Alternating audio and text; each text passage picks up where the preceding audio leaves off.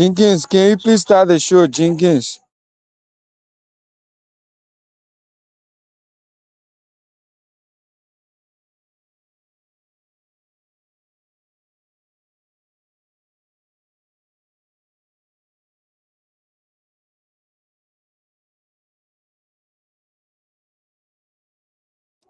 Jenkins, can you hear me? If you can hear me, please start. Please start.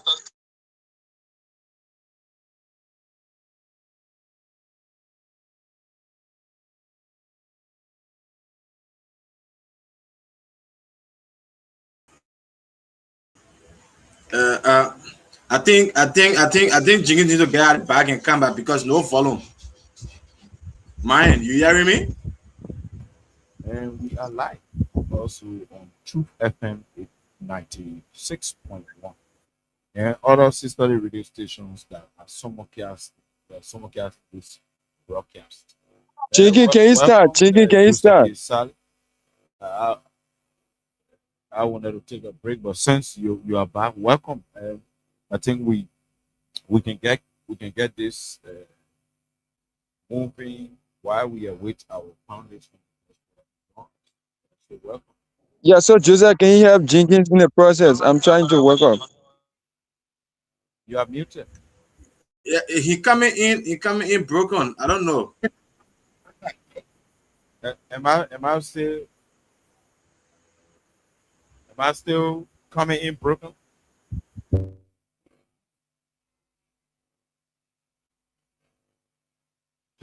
Joseph, are you getting me? Joseph?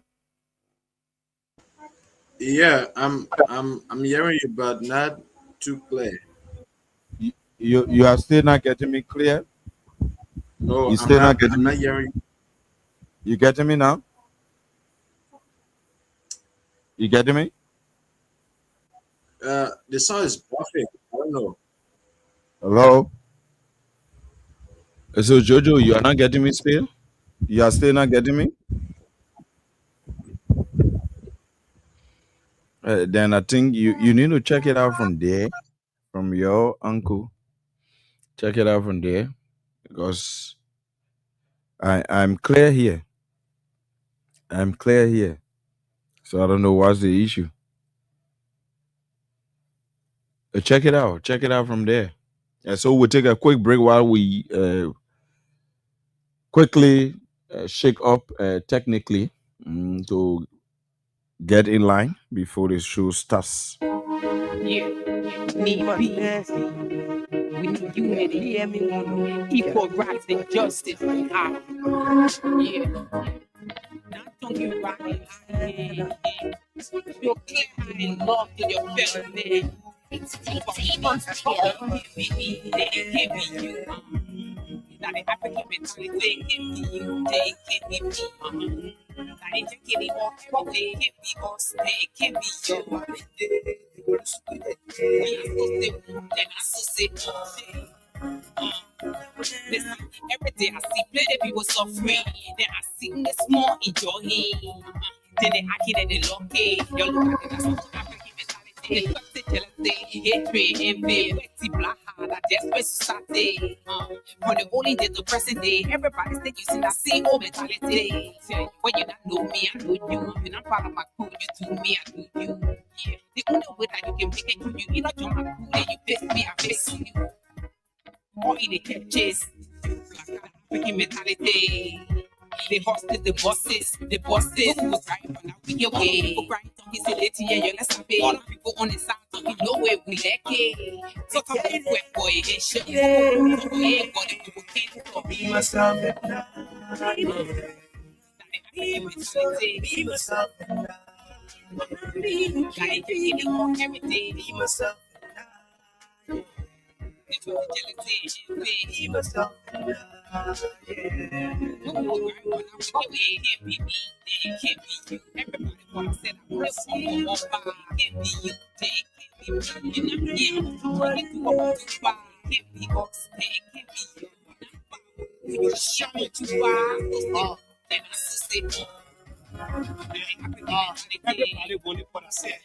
everybody want to help nobody, everybody waiting for us here. Yeah, from one person to one family, one heredity from the same community. Yeah, not an African mentality. What it is affecting the society. There's no more competency. Check every ministry. Yeah. For welcome to get salary, yeah. The African mentality. Even student to get scholarship. That I seen old mentality. They say all for one for all, for one make one take all and carry to a hall. Don't know why the rich getting richer every day, why the poor people get suffer. And why the essence for justice, security when my people on a hostage. Opposition say they want to demonstrate. Soon the black trap in the fucking be myself. Gotta be myself. Every day, be myself. Be myself.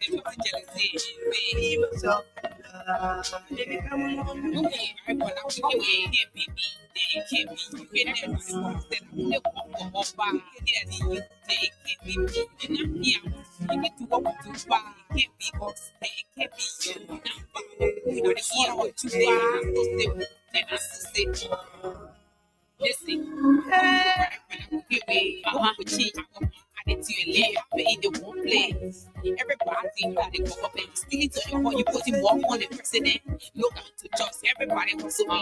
Don't walk for him, but stay people to come in. Baby, that want today. Calculate the beach plan before any put you in the city. You eat and eat, I want to know. You're not inside, you're not know. What they want, I'm not in the iron way. Finish everything. You're the piece that we not know. Call them back in more shadow. In new bottle, my people, you're hello. Listen, no more tea, different man. Be many, she can go fresh. Be seven, so say I now. Too much shine, I got you.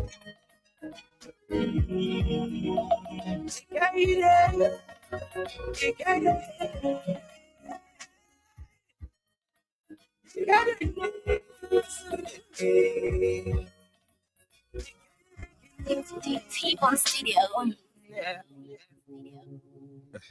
So, Joseph, am I clear now? Joseph? Yeah, much better. Okay, tango. And so, basically, we are expecting Honorable Sylvester Pewee to join us soon. Dr. Peabody, Ibrahim Toure is also expected to join, and other panelists there in the diaspora. So tonight, basically, we will begin the program because our network is really not the way it should be, but based on our setting, we will begin the program with the participation of the Vice Chair for Operations and Education of the Revolutionary National Youth League of the CDC.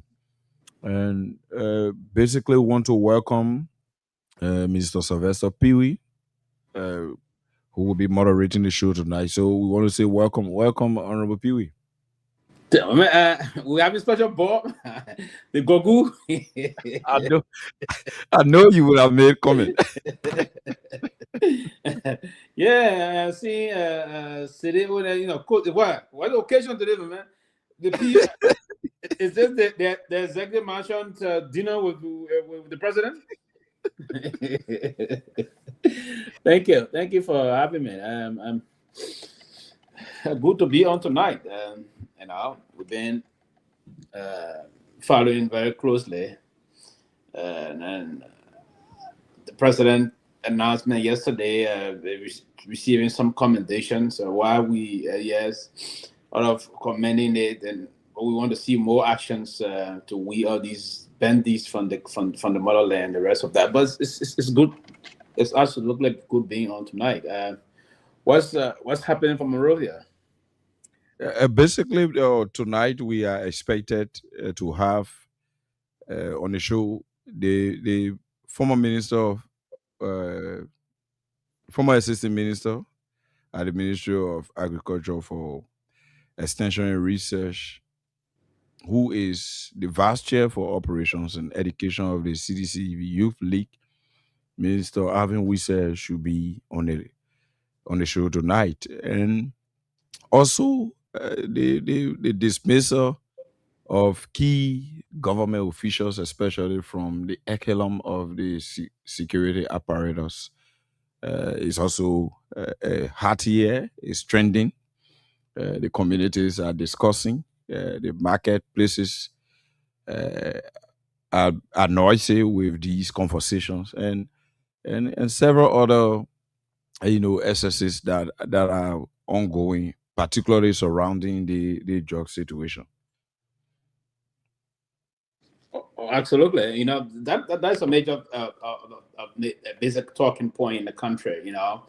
This has been a very critical matter unfolding in the country. The past government, folks are even having conversation with some of the comrades this morning from Liberia. They believe that, from their perspective, I will be honest, believe this government is weighing out, and past government didn't do much, and I was trying to hit back at them and say, hey, the fact that this level of the quantity we see now unfolding, and the past government, granted what you want to say, we didn't see this kind of a level of collusion from within the security apparatus, knowing that to come out at this level, wherein one of the big features in the hierarchy of the Liberia National Police has accepted rather in taking a bribe and the rest of that, and then the deputy in charge of NSA is even dismissed and linked to this is troubling. So a lot of, and I see some reason why folks will be. I was talking to a lot of market women today. I'm a son of a market woman, so sometimes we engage most of our mothers. I can recall 2005, then making my debut into politics very young with the late Professor Sumo Kupi campaign. We associated and tie in with most of our mothers that joined us, as a matter of fact, during that campaign trail. And, they are very sensitive to issues. They pay deep attention to unfolding issues. They are very observant of the day-to-day political activities. So, and they pay attention also to the young people. Mind you, they didn't go to school. They go on their daily rigor every day to ensure that their children, bulk of them, the children that are all in major high schools and the universities across the country. So they pay deep attention. I believe that these kind of drugs come into the country, if care is not taken, it may just move to consume a lot of the young people. So they're not only concerned about going to the market and pushing, hawking things and supporting their kids in school, but they are concerned about the future of their children, right? So it's critical. So all of them, they are saying if this were to continue, they will have the only option they have, nothing they can do now. We're going to discuss it. One of them said to me, so I say, I will talk, we'll listen, but we will not have one option. Is you dash up time, we don't feel secure and safe, we're going to take decisions to protect our children. So it's part of the reason why the president will have to take note of that and take some very serious action here. There are certain people in that country, their mindset is basically to just focus on the power that they commandeer today and the money that self power will bring to them to personally enrich themselves. They luxurious homes, ride fancy cars, get a lot of money in the pocket to go to do whatever you want to do, and that's it. And they just check the record. So most of those guys in the security apparatus that are in high area at the echelon of the level there, you think they live very largely, and they see a lot of things unfold. So it's part of the reason why. And the new dispensation in Liberia is not a time to mess, because the social media alone, a lot of things are going to move on. So I think it's critical that we go beyond. But for the president to now move and dismiss these people, it shouldn't be the end to the game. We need to see these people prosecuted. You have Paul King is currently languishing behind bars.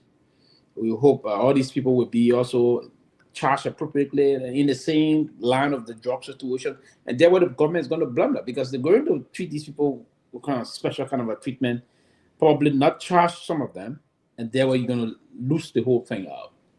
So we want to see them, and these guys are prepared to speak out. I was talking to a comrade today that said one of the guy from one of the police officer is saying that no one's going to scapegoat him. So they're basically going to speak up, and due to that, I don't think Mr. Coleman will be willing to charge these guys because they've threatened him if they were to move to charge them, and they will spill the beans. So let's wait and see what's going to happen. But I have said it's good that the president moved to dismiss some of these people already. But I thought Gregory Coleman should have done that ever since he should have dismissed Johnny. Johnny was not appointed by the president. He appointed Johnny. The chief of highway patrol was not appointed by the president. He should have done the same. And the chief of intelligence of the Liberia National Police was not appointed by the president, was appointed by the police chief. There's reason why the police chief did not move expeditiously to dismiss these people.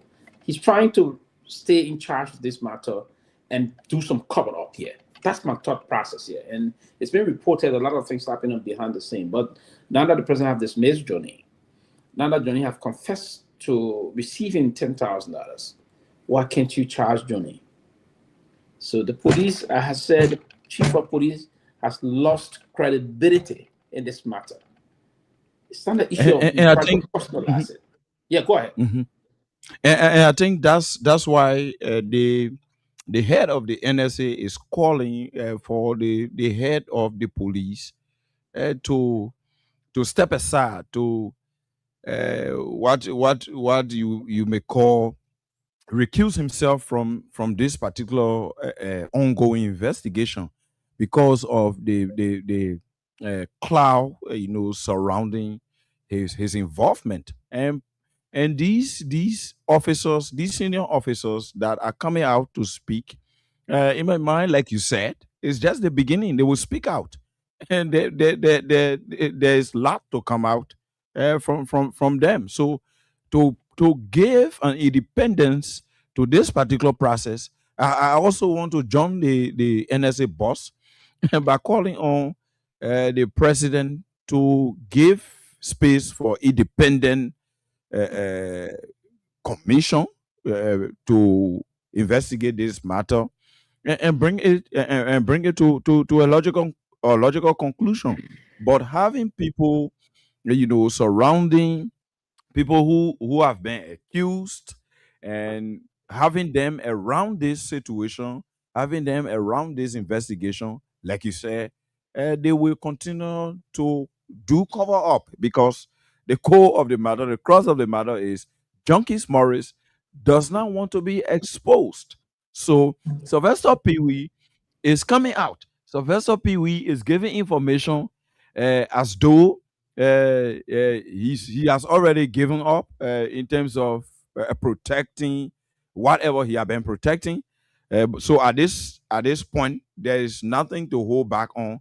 So the only thing to do is to unveil the full information regarding how money came in, who received money, who gave instruction, who escorted, who was the harnessing chairperson in terms of providing shelter and station for the drug that was uncovered, and all of those. In fact, even a further intensifies the call for the police head to recuse himself from the process based on the fact that the LDA was left out of the rating process that saw the burst of this particular drug that they just burned.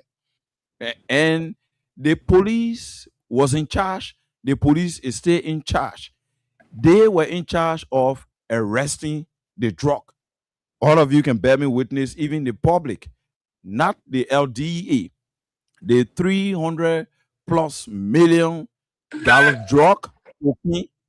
The cocaine was not Yeah. raided by the LDA. It was raided by the Liberia National Police, and the cartel guys are insinuating that they have in country 10 tons.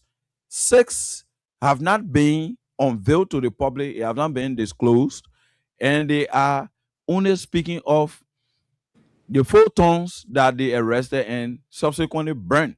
So these are the Yeah. claims and counter claims surrounding the head of the police. So I agree with you. Go ahead, Mr. Pewee.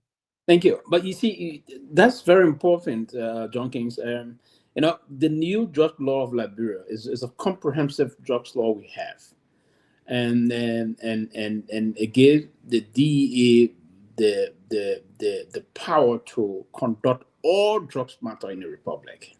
The recent issue, the police took over. There's reason why the RG is pushing himself into this matter. That's reason, but again, folks are just saying here that guys want to say that we want to say that. There's a lot of things. There are other critical individuals that was linked to this thing allegedly. There was means of they left the country already. They give them leave with the police chief was just dangling, buying time, going on different kind of a loose fishing expedition to allow these guys to abscond the country. Now that they've absconded the country, you move to take over the entire responsibility of the Drugs Enforcement Agency. The DEA is clogged with the responsibility, the statutory responsibility to raid and to do all these things. Even currently, we don't even know who is the officer in charge no longer of the DEA. I think the police chief is the officer in charge and the police chief at the same time. The problem here is the dilemma for the police chief, and he's creating his own conundrum here. What he has to do now is he's not going to do that. And that was what he has to do. He's intentionally doing this to cover up. But what the government have to do is, if you don't do this, it will further embarrass. Listen, we'll move to commend the president for the action taken. Obviously, we move to say, okay, Mr. President, good that you perform your tax. You have to be almost forced to take the decision. Yeah, people should say, but I don't know why should I be commending the president when the president ought to do this ever since when it was glaringly clear. Johnny admitted taking 10,000 more than a week before he was dismissed. Should I commend the president for that? Should I commend the president for that? The president shouldn't have even dismissed Johnny. Johnny's dismissal should have come directly from the police chief. The day the police chief came out with the statement that Johnny admitted. If I were in the side of the police chief, and that's one of the reason in security sounds that was steady, if I were in the side of the police chief, I wouldn't have come out to make a definitive statement about Johnny saying things. I would have said Johnny allegedly said, oh, he's speaking to police authority and we're going to come up with the findings after our conclusion.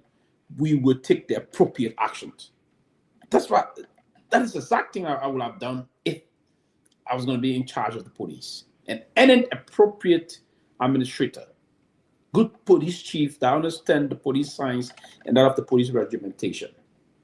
But to come out and say the man confessed to the act, meaning the investigation is over. 2 things you're going to do.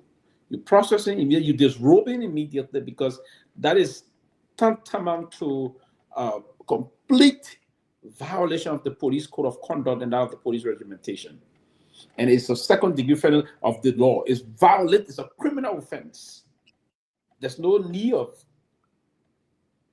allowing anybody. No. At the time, there's no code of competent jurisdiction that have brought him, but he's confessed the case already. What do? You charge him immediately and forward him to court. He would not go to the prosecution to discuss the prosecution. Either he wants to plead guilty or move on to court to defend himself to show reason why he took the bribe. Or if he would plead guilty or he's going to be used as witness, the government will say, okay, we're using this man as witness. We would not prosecute the case and use him to prosecute other people. That would have been the stand for an appropriate and reasonable administrator to do. Someone that is clean. Sure. But the police chief came and said, well, the man did this, did that. He didn't know that the statement itself was self-indicting and self-incriminating, or somehow indicting the institution, the police. And then the man confessed. Then you kept the man to the position. At the same time, stay on that, not charging him, not dismissing him. Immediately thereafter, he should have been disrobed completely. CSD got no role in that. Police standard no, they already confessed for the issue. Why are you investigating him for? Dismiss the man from the police. He didn't do that. Listen, there's a lot of things unfolding, gentlemen. So we're going to take some time to talk about these things today, and we will pay bulk of our attention going to be focused on this drug situation unfolding. It's not under the level of the national police. I love the DEA. We're hearing that the deputy is being dismissed already. He's no longer in that position. He's a private citizen now. I will hope the next question we ought to ask the president. That's what we'll open the line a little bit. Maybe we'll take the first maybe 15 calls. That we can take a minute, 15 minutes to do that, John Kings. We'll quickly hear from Joseph, then we'll go to the line. But we want to hear from the people, basically. It is important. And there's another point I will bring. I listened to one of our content creator in Liberia, one of the comedian. He said something that is very important. I was just following him a moment ago. That before we can move on, before John Kings, and he said this, that the president honor a Ghanaian YouTuber, I don't have the whatsoever the guy name, a social media influencer from Ghana. The president honor him. And he said he voted for the president. They've been around doing a lot of beautiful content for the country. And the president, part of his mantra when he was contesting the elections, all into the manifesto things that he was pushing around was Liberia first, Liberia last, Liberia first, Liberia last. And then he left all of them talented, they've been doing good work for the country, and he honored someone from Ghana, and he abandoned it. He said these things that disappoint the young people and push them into a lot of things, different kind of things across. I thought that was a very profound statement made by that young guy. I thought it was very important. The president in recent time at least try to honor some of these guys that are doing some great job for you, for even your party. But he didn't do that. And the man said something very important. You have all the Liberians that are living in Ghana. You all gonna go within it. You all hear one of them be honored by a Ghanaian leader. No, that won't happen. And no one is paying attention to what he says. It's very important. Mm-hmm. It's very important that he said that. If I don't know, I just live in name would have played part of it and other things. But these are the critical issues we're going to be looking into, and there's a lot of other things unfolding. So, Joseph, we just want to hear your perspective, basically, on some of the things that are unfolding in the country and how you reading the drug situation in the country, and then we will go to the call, take the first 15 callers, and then we'll come back and look back again at this. Where do we go next? After the president moved to dismiss these people that are allegedly linked to this embarrassing drugs issue in the country, the cartel, we told the police director also admitted now that the cartel is in the country. And he said he's being informed, he knows that the cartel is giving money to journalists. Can the police director come and prove to us which of the journalists the cartel is giving money to? That's a very good thing the police director is happening out there. That journalists are receiving money from the cartel. We really need to know them. The chief of police is saying that. So you have to, the chief of police, they once when the crawfish just punch up from the river or from the water or so, and just come from underneath the water rather, a river, whatsoever you want to call it, and say, I saw lion and crab having discussion. Trust me, don't doubt that. You say, oh, lion can be under the water too? No, don't doubt that. If he will come and say the cartel are planted across the country and giving money to news outlet journalists, probably he knows something that we don't know. Mm-hmm. He knows something that we don't know. But what we're going to push him for, we're going to push him to name these journalists that are receiving the money. It is important. But Anthony, Joseph, go ahead, please. Yeah, Mr. Pewee, like you said, we really need to push the RG further because just to make a sweeping statement that the cartels are dishing money to media institution, if you can arrest your own within the police, which is Johnny Dean, and hold him as a suspect, why can you name these media institution that the cartels are trying to dish money out to? But when the IG was squeezed, nothing he said.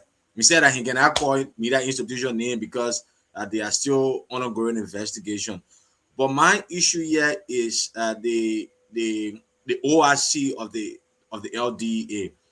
This man is currently serving as the HR of the Liberia National Police. The ORC Biako is currently serving as the HR of the Liberia National Police.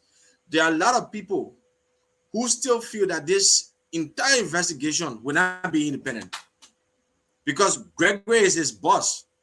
This man is still within the employ of the Liberia National Police. He's still in the employ of the Liberia National Police. How independent would this investigation be?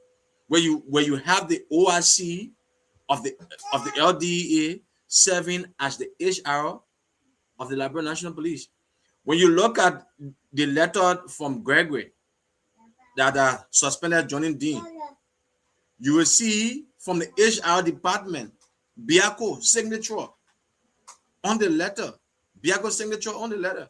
So how independent will the entire investigation be?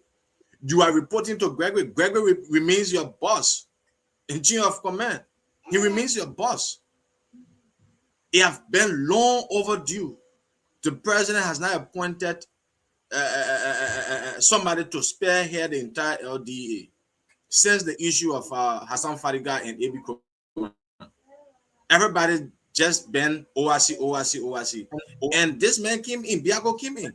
So he cannot be the ORC and the same time serving as the HR of the Liberia National Police. So there are a lot of people, a lot of things saying out there that this entire investigation will not be independent because the man Biako, he will take order from Gregory because Gregory is his boss.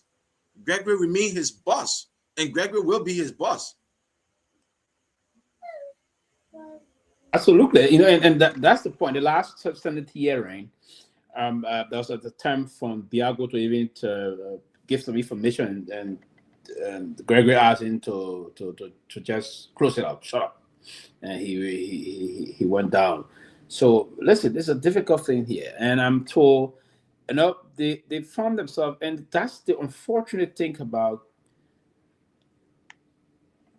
having the security apparatus where one person seems to be in control of a lot of different areas.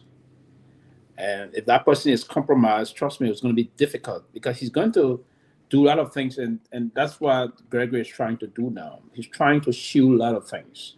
He knows about a lot of things, I want to believe. And he's using this now to shield a lot of things, if you will. And it's going to help him today, but he's not going to be... it's not all going to be what I call, he's not going to go and punish moving forward. This is something that we as folks can understand from the perspective of our own reasoning to say that you seconded someone from the police to come and operate and be the officer in charge of the Liberian Drugs Enforcement Agency that got the statutory responsibility to vigorously fight the issue of drugs across the republic. This officer in charge, and there's a reason why they've kept this man as officer in charge for more than a little over a year now. I think this man was named officer in charge before I went to Liberia. It's more than a year now. He's still officer in charge. This is unthinkable. There's nowhere you want to do this to put someone officer in charge for that protracted period of time, and then he still holds his position at the level of the Liberia National Police, and his boss is the police chief that will control everything and this reason why the police be in control of the DEA activities. there's a connection here, linking Johnny getting the money from this so-called Fifi, because the police being taking control or in charge of the DA operational activities. So that's the problem. And who's coordinating the police? Gregory is the head of the police. He's the chief superintendent of the police. Giving instruction to Johnny, giving instruction to different. This is a very complicated situation, and he is also helping to make this case more difficult. But there are a lot of folks and Gregory admitted yesterday that there are powerful government officials of the Unity Party that are into this drug situation. And I don't think Gregory will have to speak to the public or to name these government officials. Or we cannot get Gregory up to 2020 now to tell us. It will be late for the government. Gregory will have to come out and tell us who are those government officials. Who are they? But Junkies, if we can move to the line, I think we should be having our guest in studio. What we'll do, we'll hold the line a little bit. We'll go to the line. We'll bring the guests, and then we will. Because we still bring the guests on. We'll bring the guests, and then we'll allow him to take the first the phase. I think bro, he went off. So if you have the time, we can go to the line. I thought we were going to bring the guest now, but there's some issues. He went off.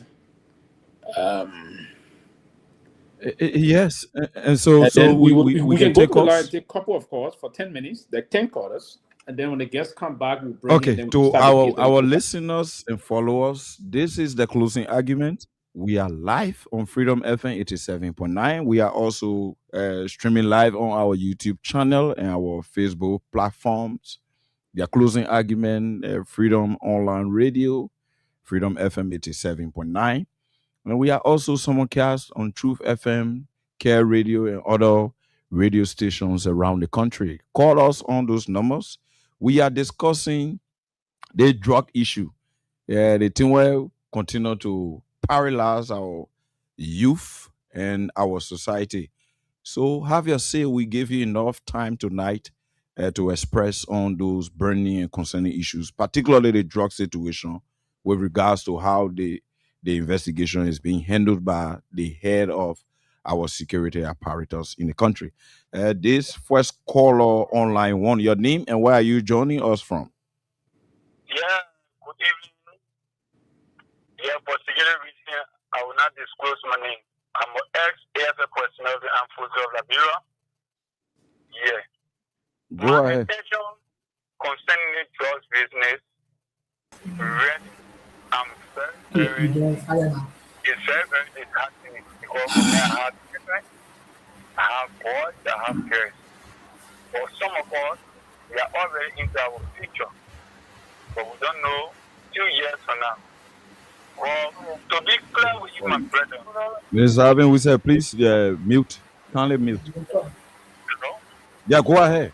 Quickly. Okay. To be clear with you, to get to the point, for the investigation on the drugs issue, I will appeal to His Excellency President Joseph Walker.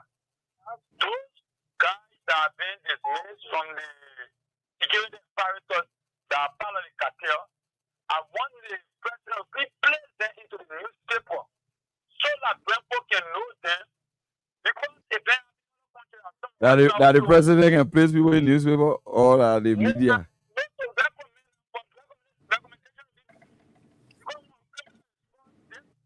Issues are hardcore issues.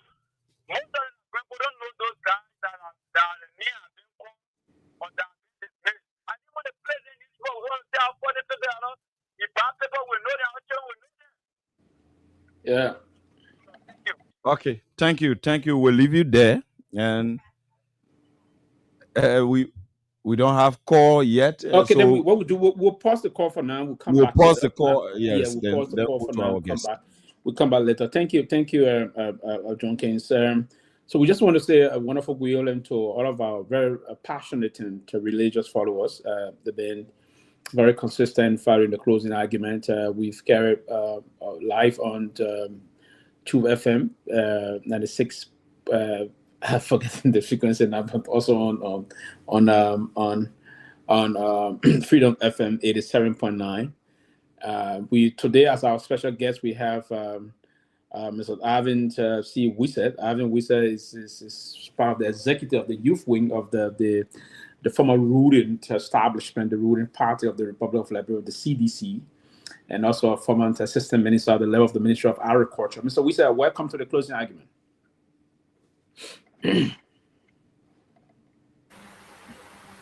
Thank you, Comrade Sylvester Pewee, and let me say to Comrade Jingy Morris and to our listeners, sympathizers, and well-wishers, and those who are ardent followers of this unique and auspicious platform, permit me to extend revolutionary greetings to every one of you, and particularly to the partisans, the sympathizers of the indomitable mighty Congress for Democratic Change, by extension the Coalition for Democratic Change. It is always an honor and pleasure to honor your invite as we weigh in our perspectives on issues that matter the growth and development of our country, which is our common denominator. Thank you. It's good to have you on this evening, Mr. Wisset, and we want to also thank you for your service to the country and to the political activities currently unfolding. But before we're going to go to the drug situation in JV, but let me just announce to you right back, not too far from where I'm sitting currently, there's ongoing convention, the USA CDC convention. There's this USA CDC convention that is ongoing right here in Philadelphia. Do you care to just briefly tell us the current momentum of the convention? I'm told the former president and the political leader of the CDC is attending said convention. Do you just quickly care to brief us and the citizens that are also in the U.S. and in Liberia to give them understanding as to what's the feel in these conventions, and then we move on to other major topics. Go ahead, please. Well, as you know, Comrade Sylvester Pewee, the Congress for Democratic Change is a democratic political institution, and its emergence in the Liberia political culture has given birth to a couple of democratic tenets and precepts. As far back as this historical foundation of the party is concerned, from 2004 to 2026, the party is 22 years. And in the 22 years of its political existence, it has always internalized democratic processes that gave individuals the opportunities, the platforms, and the pedestal. So the essence of the convention, the ongoing convention in the United States of America, is part of the routine democratic processes that allows new leaderships, new party officials to come aboard, to bring new ideas, to imbue fresh democratic impetus, new leadership credentials, and new political strategies to move the institution forward. So CDC USA convention is ongoing, and given how crucial the convention is, the political leader who is the founding father of the indomitable Mighty Congress for Democratic Change has graced that convention, and in that convention, you saw the official position of the political leader, the official position of the Congress for Democratic Change as we move towards elections nearing processes in the next two distant future in 2029. So the USA CDC base is very significant to our political institution. Don't forget, you are in the diaspora. The diaspora has played a very pivotal role in terms of supporting and soliciting fundings, in terms of galvanizing the moral fabric towards the CDC expansion, mobilization and recruitment processes. The diaspora citizens who were in this country, and some of them are there today, are also contributing towards the significance, the importance, and relevance of our institution across the diaspora. So that convention is a very crucial convention, and it is during that convention, the political leader of our party, the former president of the country, gave a very what I term as a shocking revelation that has created a shock in the span of the ruling political elite and the ruling political cabal. Right now, the government is nervous. The country is in total disarray now, because since the former president, the political leader of the Congress for Democratic Change, has declared that he'll be a formidable force and he'll come back to reclaim the democratic moral high ground of the country, I tell you, the ruling establishment is in disarray. And so the convention is ongoing. New officials from the party, stalwarts, and different partisans who've been working assiduously in terms of soliciting the requisite support for our institution, the diaspora, are doing everything possible to have a very democratic convention that will be void of friction, and we wish the Congress well. We wish the Congress well. So yes, we are very happy. Yesterday, even though the country is sliding to the abyss of cocaine democracy, cocaine governance, but I think the revelation yesterday, the declaration yesterday from the former president of the country, has reenacted the democratic spirit. It has rejuvenated the euphoria. There's a fresh euphoria in millions of citizens across the country, putting the myth that have been spewed and verbiage by uncountable propagandists from the ruling establishment, like the political leader. You know, Pewee, that this misinformation in the public land, the public domain, has been circulating for a few years and few months now. It has been whispered, it has been confabulated that the political leader of the Congress for Democratic Change will not contest. The former president of the country have no interest in the presidency 2029. That has been the confabulation by rumor-mongers. So yesterday, the myths were demystified. He has rolled the glove and he's prepared to go to the theater of battle. And the fighting forces on the banner of the Congress for Democratic Change were all jubilating yesterday, because it has recalibrated and resuscitated the spirit and the resilience of millions of citizens. That so authentic declaration yesterday, has enacted a rude awakening of the fighting spirit of millions of citizens across the country and in the diaspora. So we are very glad to receiving such a declaration, and we're going to act on it decisively. Thank you. It was a critical, very important statement yesterday. I'm told from speaking to some folks back home and across the country here in the region, that some said it was the statement alone tried to give them the hope that the country, most of them are in despair, and the rest of that tried to rekindle their hope for prosperous process forward. But before we just going to move, because on the heels of the president's statement yesterday, we saw some announcement coming out of the executive mansion. But I will come back to you, jiffy on that. But quickly, the convention we're now seeing here in Philadelphia, is the party going to very soon? Is that going to be replicated from the national perspective? I just want you to quickly take 1 minute to answer that, then we get back to the other side of it. Are we expected to also see between now and the end of this year or early next year, and there's kind of a convention also back in the country, national convention? No. Okay.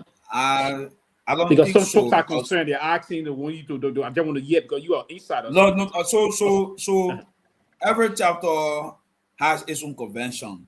Okay. And like I said in my previous expose, it is part of the internalized democratic processes that assent towards the democratic ambitions of citizens who have who want the opportunity to serve the party. So assistants, different chapters across the landscape, the political landscape are going for convention.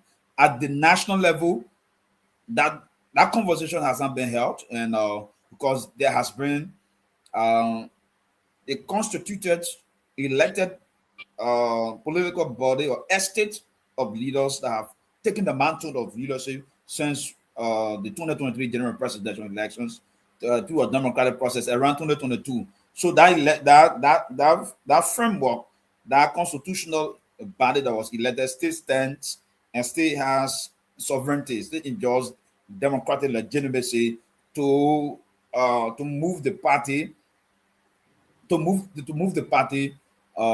democratic processes on a trajectory that is expected from everyone. So as it stands, we are not going for convention nationally. If there will be any restructuring, well, it has to be derived from the National Executive Committee of the party, where the party will notice that there are vacancies. For example, after elections, there are some elements in the party who've been very reluctant. Some of the elements have gone wayward, have gone reactionary. As you know, for example, there's vacancy for Fofana, who are deflected from the democratic and let me hold you a few seconds. And this it's part of the reason why I actually asked this question, and you get in there. So go ahead, continue. Yes.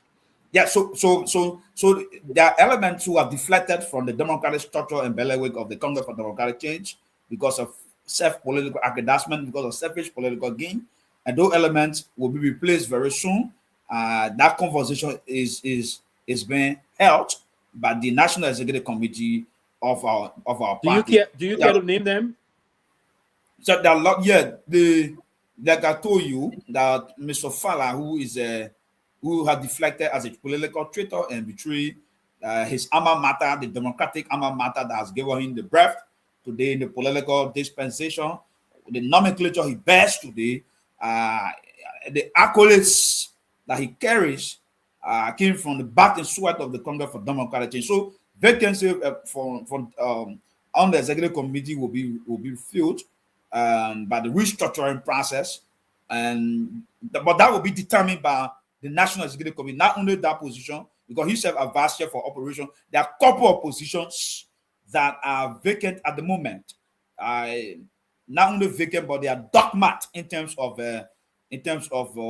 their respective functions and responsibilities. So I mean, the determination will be made. The determination will be made via the National Executive Committee of the Congress for Democratic Change. But as it stands, though, I don't think the conversation about convention is being solicited at the level of the institution. Well, if that will happen, there will be a special. It will be a special one.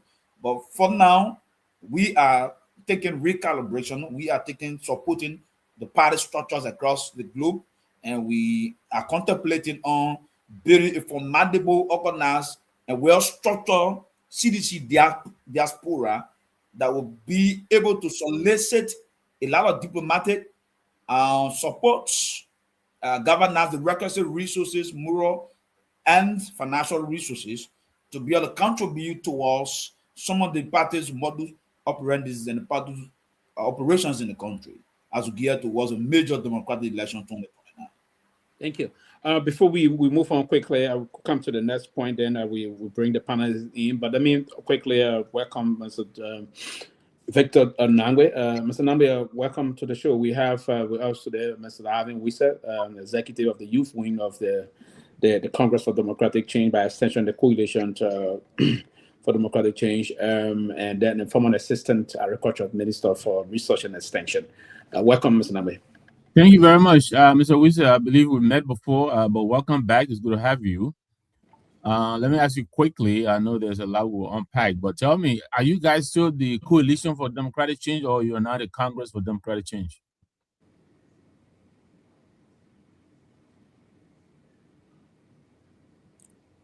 Ave, I don't think he's hearing me. did you, Ave, did you hear the question? Yeah, I got the question. Okay, go ahead. Yes, we are still a coalition. Okay. We are still a coalition. As you know, in the 2017 general presidential elections, three political parties, political estates and institutions, governors, democratic visions and aspirations to retire the moribund Unity Party, and those institutions include, but not limited to, LPDP of Eric Stalo, the MPP, and other opposition political parties. So since then, we have had a political marriage, and even though there has been challenges around that marriage, but a greater chunk of that marriage still exists, still stays, and still remains with the Congress for Democratic Change. For example, the National Patriotic Party's Chenabera, our political leader, the former vice president of the country, she still remains within the bailiwick of the Coalition for Democratic Change, and also leaders and officials of the LPDP who remain when Elistalo left the coalition. That structure still exists, that structure still remains, and that structure still supports and still pledging commitment to the Congress for Democratic, to the Coalition for Democratic Change. So there has not been any official aberration or departure from the Congress for Democratic Change. We have not divulged from these political parties. So that structure and that political framework and infrastructure still exists.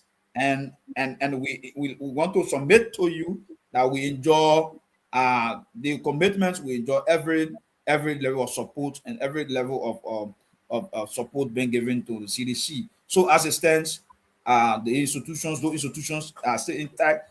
Some of the movers, the major voices within these respective political parties that consummated the Coalition for Democratic Change still exists within the framework of the party until other formal or divulge or departure can be done.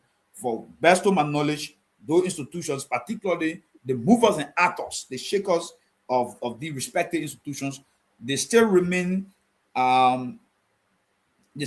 supportive of the CDC, and they are saying the Coalition for Democratic Change. Thank you. I don't know the moderator. Let me follow up. Other than that, I'll come around. No, if you got a follow up, you can go ahead. Thank you, sir. So, thank you very much. I think that laid a lot of clarity on some of the confusion that some of us in the opposition community are still suffering. But let me ask you this. Clearly, you are really struggling to answer this question, even though you brought in a lot of clarity. But notwithstanding, you suffer a defeat in 2023. Obviously, you must have done your post-election autopsy to determine, some of the things that may have contributed to you not being in the executive mansion today. Do you care to talk to us a little bit on what you found out? And since the former president has already announced you are now gearing up for 2029, what are some of the pitfalls that you have been able to determine as a party, not just you, that I think we said? What are some of the things that you believe contributed to your loss of the elections at 2023? Well, I think there are several challenges and minor contradictions. I've always stated no political estate, no political institution exists without challenges, at least to mention the government. Every government has its own challenges. Despite we deliver on services when promised adequately across our People Agenda for Prosperity and Development platform, but we did not do well at the level of international relations. As you know, the international relations of any given governance system plays a very significant role in strengthening diplomatic ties, and that has been some of the challenges. The next challenge that we encounter, much more were done in our 6 years of governance under former President Myean. We implemented projects, we initiated programs, masses-driven programs that impacted the living conditions and improved the masses of our people. Some of the areas where we build roads, hospitals, markets, we build schools, and we declare free tuition. We made a lot of democratic gains. Our challenge is that we did not harness the necessary democratic infrastructure to communicate our prospects, our projects, the governance gains that we've made all the time. So propaganda overshadow the good, overshadow all of the different interventions that the former president made. Most of the things today, Liberians are now seeing across the infrastructural landscape, the political landscape, developmental one, were initiated by the former president of the country. You know about that. I don't want to tell you about the 14 medical hospital, the Emory Hospital in Bapolu. I don't want to tell you about the markets we built across the country. You're struggling. Of the former president of the country. I don't want to tell you about the declaration of free tuition or WASP policies across the country. I don't want to tell you about the different feeder roads and major highways in different countries that were roads that were constructed and some rehabilitated by the former president of the country. So aside from that, democratic policing, maintaining the rule of law, ensuring that the 3 branches of government work in harmony without allowing one government branch to interfere into the another workings of another government branch. Under the then president's leadership, you saw that the doctrine of the separation of power, inspired by the French philosopher Baron de Maupassant, he talked about the 3 branches of government who have equal and distinct functions. No one branch has to interfere into another. We saw the 3 branches of government operating without interference. Today we saw there is judicial. Today we see there is a judicial overreach under this current dispensation, the current leadership. We see the legislature is being a rubber stamp, a kangaroo legislature. Of course, you know about what is going on at the legislature, and you've seen that we have an imperial presidency who has, to some extent, arrogated excessive unconstitutional power onto himself and trying to abrogate most of the laws in the country. And you can tell that Liberia, under this current state of governance, is a complete disaster and devastating for the kind of fragile democracy we led to. So we feel, we have a challenge. We have a challenge on international relations, and we have, for me, I believe that has affected us greatly. But it's on most of our top officials going on sanction.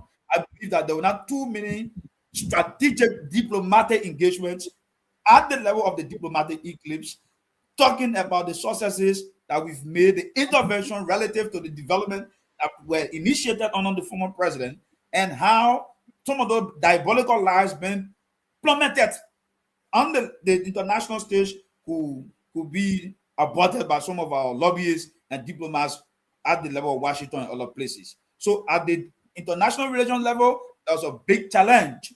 At the level of propaganda, we never have our necessary propaganda machinery to try to refute some of the lies and deceptions that were so marketed to our people, and on the basis of that, those things harm our chances of re-elections in 2023. Thank you, sir. Thank you.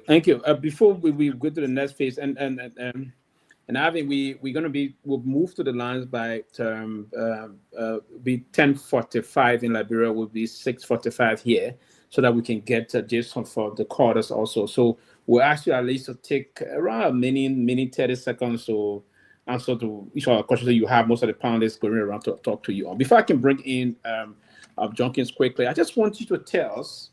Yesterday, the president said he's coming back. He's coming back with force. I just want you to tell the state of the nation currently.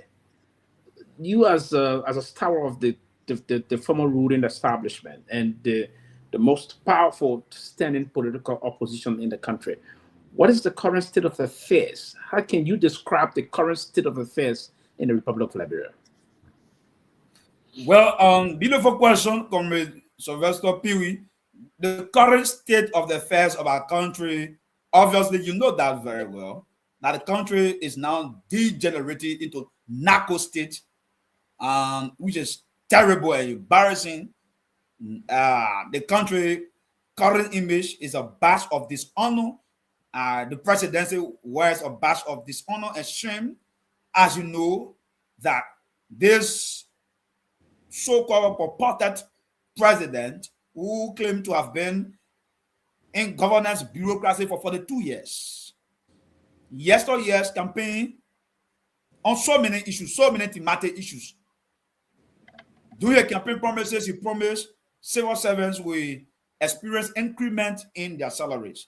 He made mention that he will fight corruption, no cow in the mouth. He will provide employment opportunities in the private sector, job creation for young people. He was going to show that he was rebarred to go to the executive mansion, and he was going to make sure that the issue about drugs in the country will be fought. And different political promises he made during his 2023 election campaign messages to our Liberian electorates. Today, what we see currently, you know, the kind of news, the images, the reputational damage, the system of governance in our country has completely shifted to one of them as in form of imperial presidency. You know very well in the country, laws that were respected yesteryears are no longer being respected anymore. The president now has weaponized the judicial system. One, you do not dance at the whims and caprices of the Unity Party, you do not have justice. We saw Liberians who have tenure positions who were taken forcefully, arbitrarily, and there was some dismissal because of the president's parochial interest to satisfy partisan who ranked his campaign. You saw the removal of Yaga Koluba, something that was very unconstitutional only because he opinionated his position about the Guinea and Liberia border crisis. You saw what happened to the former speaker, Fofana, his unconstitutional and illegal removal, and replacing him with a regime speaker today, Mr. Rachel Kum. Aside from that, look at what happened in the country. Liberia technically has lost democratic and territorial sovereignty. Comrade Pewee, you know about that. No president in the history of this country has been so clueless, has been so visionless to the extent that this president has taken Liberia on a few years of leadership. Liberia's territory today has been outsourced. Liberia's territory today, we've lost territory. This is tantamount to losing our democratic sovereignty under this president. So the current state of the country is fragile. Comrade Pewee, it's very fragile. Look at what happening today. Look at the cases in drug-related investigations across the country. This is unprecedented and very scary. No government in the history of our country has been able to solicit both by importation and exportation of drugs at that astronomical level The last time we checked, it was 19.2 million of cocaine. Now we're going to 317 million plus. And then there are staggering revelation. Another millions of tons of drugs are on the way. This did not happen under Ellen's administration. This did not happen under Weah's administration. The volume, the multiplicity and monstrosity of drugs-related cases in this country. But I think one would say, if I would push the double Africans or say balance, one would say that during your reign, there was 100 million births, and the folks behind that walk away. What do you have to say to those critics that would say that? Well, like I told you, no government is free of these challenges. I'm quantifying the monstrosity, and the monstrosity, the multiplicity, and the sporadic display of drugs-related cases in our country. I'm saying it's unprecedented, Comrade Pewee. Okay. I'm saying it's unprecedented. You've been in the political culture for a very long period of time. Not even on a chancellor government where there was no law and order. Yeah, not even on a government almost $1 billion is too much. It's almost $1 billion worth of cocaine in the country. Yeah. And the scary revelation is that elements within the government bureaucracy, high-ranking officials within the bureaucracy of the government, hence are in this cocaine. Absolutely. Syndicate. I'm sorry, I was muted. Sylvester, if I may follow up on your point, if you don't mind. Hence are in the cocaine scandal. This is a troubling revelation. Absolutely. I think. Yeah, absolutely. I think the state of the affairs of this country, well, if care is not taken, like we saw in the video, elements of the drug cartel threatening the peace and security of the country. Only because they are government officials within the police, NSA, RIA, that are operating as covert operatives, using our state institutions, law enforcement institutions, to solicit bribes from the drug cartel, to damage the population, to unleash cocaine and narcotic substances on the vulnerable masses of our people. This is scary. And today we saw the president removing GO officers and the major co-duties and accomplice people who were named by the cartel. That the son of the president, Jojo Bakai, he's not been called. He's not been called for investigation. That the police director, the junior officers are pointing fingers. So this country is in a complete mess. It's sliding at the abyss and it's degenerating into a cartel that might lead Liberia to a narco state. So it's dangerous for the country. Fair enough. Mr. Nagbe, if I go to Jenkins, and then I want you say you want to make do a follow-up. Go ahead. Yeah, thank you. Quickly, Mr. Wisa, thank you again. You mentioned two very cardinal issues. One, the removal of the speaker and the removal of the lawmaker. And like my colleague just said, one will also say you remove a sitting justice. So basically, it's tit for tat. But coming back to the drug issue, I want you to address both of them again. The drug issue really kind of bedeviled your administration until it doomed you at the polls. So I'm going to ask you again, and I understand the former president is going to use it as one of the issues that he's going to run on for his re-election campaign. Have you figured out an answer to address how to stop these drugs from infiltrating our community as you're coming back on that issue? Because you had that issue before and one of the things that led to your defeat at the polls. So how are you going to now turn it into a winning argument? Well, we are not interested using those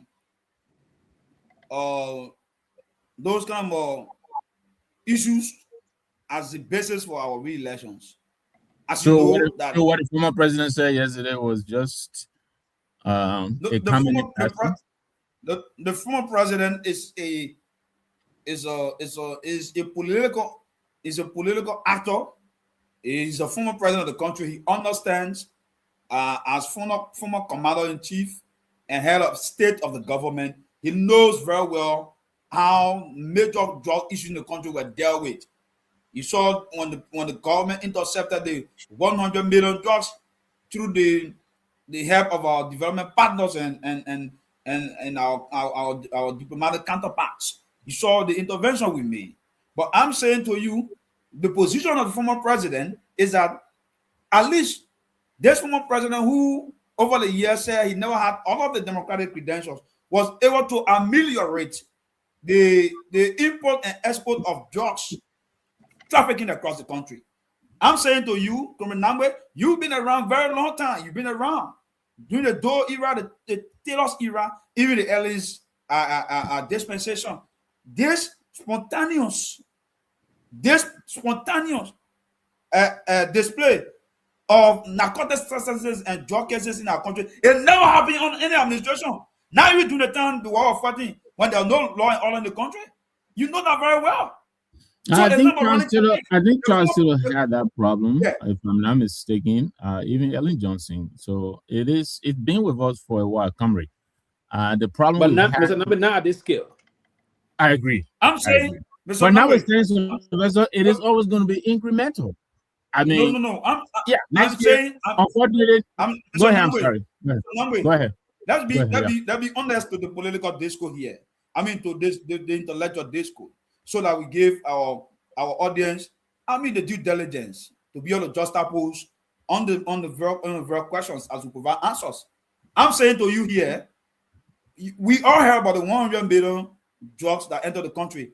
Aside from that, did you hear incrementally that another drug box after the 100 million took place under the former president's administration or leadership? I want to hear the answer. Let's be honest. Let's be fair to the disco. We heard the figure. We heard 40 million. Mr. Nagbe, I am saying to you in my summation that the multiplicity, the cascading of drugs from one million to another million, from 19 million to 370 million, 370 million, and another 10,000 plus tons are coming, and our media entities, media institutions are posting about that. This is to tell you that the cartel has come to resign the government. The cartel does exist in this administration, and the government itself is the cartel, is the syndicate, and that's the reason why today the one the Liberian people discover, they want our international partner discover the 19 million. They not come from out of the country. They were here. It was here. The 370 million also was found just recently in another house. So who is facilitating the drug cartel? That is the bigger question. So we are interested in the investigation. We're not interested in the politicization of this matter. We are saying to you, where are these drugs coming from? And major security officers who supposed to protect lives and property today, they are on record of soliciting bribes from the cartel. You saw Johnny Bonadine, a confidant of Garguah Komon. You saw the fellow that was dismissed at RIA. You see what happened in the country?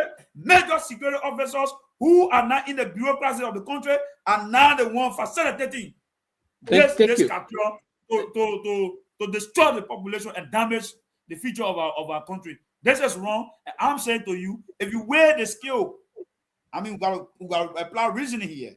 If you wear the skill, you can see the multiplicity of cases has increased under this administration, unprecedented, more than any other government. In less than 2 months, what happening from 19 million to 300 million in less than 2 months. What are you talking about here, Mr. Nagbe? What are you talking about? This is scary. Thank you, Mr. Wisa. I'm talking, so we could be engaging you. Maybe you get a quick question in the minute, and then Avi will respond to that in a minute. Then we just will move to the cause, because I was thinking we'll move to the cause by the form by maybe 6:45 our time to 10:45. Thereabout. In Liberia, we'll take like maybe 10 to 15 calls before we can call it a day from that angle. But let me welcome Mr. Ibrahim Toure. Mr. Toure, welcome to the show. We have our special guest tonight is Arvin Wisa, a stalwart of the former ruling establishment, the CDC. Welcome. All right, thank you, everybody. Thank you, my fellow panelists. Good evening to you, my beautiful Liberian people. I mean, we said owe me some. He owe me. He myself who spoke. He's supposed to come on the straight to Liberia, but he said he come in and get reached. But I know he was scared, but no problem. Okay, no. Thanks for coming aboard, my brother Alvin. Alvin is a gladiator. He can be afraid to come to the microphone. Right, quickly, right. Junkins, I see you. I host my night in the corner. They're just making you smile today because you. I know. I saw that too. I don't know what to say, but I'm like, can I ask? But I'll get you the time now before we can move back to honestly, anytime. The point is to go to the phone, Joseph. I'll give you 1 minute, Joseph, to come in, and then we'll give it to Junkins. Then Junkins will take off. Then we come back for the second phase. So, Chief, I thought you called me on. I thought you called. No, I welcome email. You just came over your so you came. Okay, I will ask Alvin later. That's okay. Yeah, we'll come back to you. I just want to let you to, and you took the time to introduce to welcome Alvin by saying the man owe you time to visit all the things. But yeah, Alvin know that one. After when Mr. Nagbe came, that one after you going to, but we'll come back to you in a jiffy. But go ahead, Joseph. That's fine. Yeah, Mr. Wizard, let me say thank you for joining the closing argument. There are a lot of people who see a lot of hypocrisy in your comment. You're referring to the state as a narco state, and honor your regime where you serve as assistant minister. Your president never dismissed no union officials when the 100 million judge investigation was going on under your regime. There are a lot of people who still feel that under your regime, a certain chief justice, associate justice of the Supreme Court, Cabinet Janet, were removed by you, by your regime. And today, you are now turning the board around,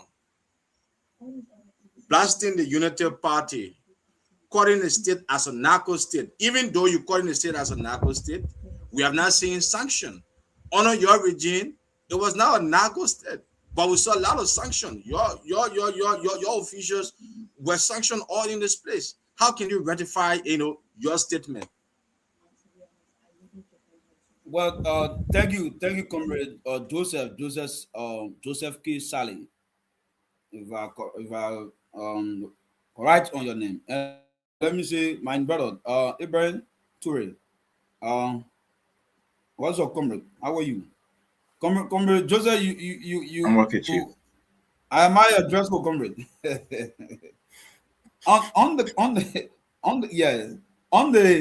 on your question about CDC officials being sanctioned, of course, comrade, sanctions were political sanctions.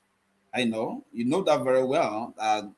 Those were politically motivated sanctions, and that's why today we are calling on the government of Liberia to prosecute people who they thought had stolen money, according to them, because that's what the campaign on. So why stopping the government from prosecuting those who they say stole the Liberian people money? We have never allowed our former government officials to abscond justice. Every person that ever had the opportunity to serve in the governance system of the WIAS administration, today whenever they are called by the current administration of President Bouaka, they always come to the court. And so we got to be appreciating Comrade Joseph. We must be able to appreciate comrades and officials who serve the WIAS administration today. They have the moral high ground to come back to the country and face justice and facing the accusers. This is the most democratic thing that any patriotic citizen would do. The likes of Nathaniel Follow McGill, Samuel Twe, Finda Bono, and a couple of the comrades, Jefferson Camo, the comrades are facing justice. They have not absconded. So your government should be taking out all of the propaganda, the lies that they solicited against the WIAS administration. They must now try to prove that in court. You saw how Twe went into court, the former finance minister, and beat the government. And today the government is undergoing what we call a dual invasion, dual manipulation, try to turn down the democratic verdicts of those of the people who voted against the government in terms to Lagos Samuel and other comrades. So, I mean, on the question about Cabinet Janet, the argument should not be about citizens now. Our government yesterday presented her second-term manifesto to the Liberian people, and the Liberian people, including you, that constitute less than 1%, said, no, we did not convince you. It was never sufficient enough for you to give us your democratic votes. And so the mantle of leadership now is in your hands.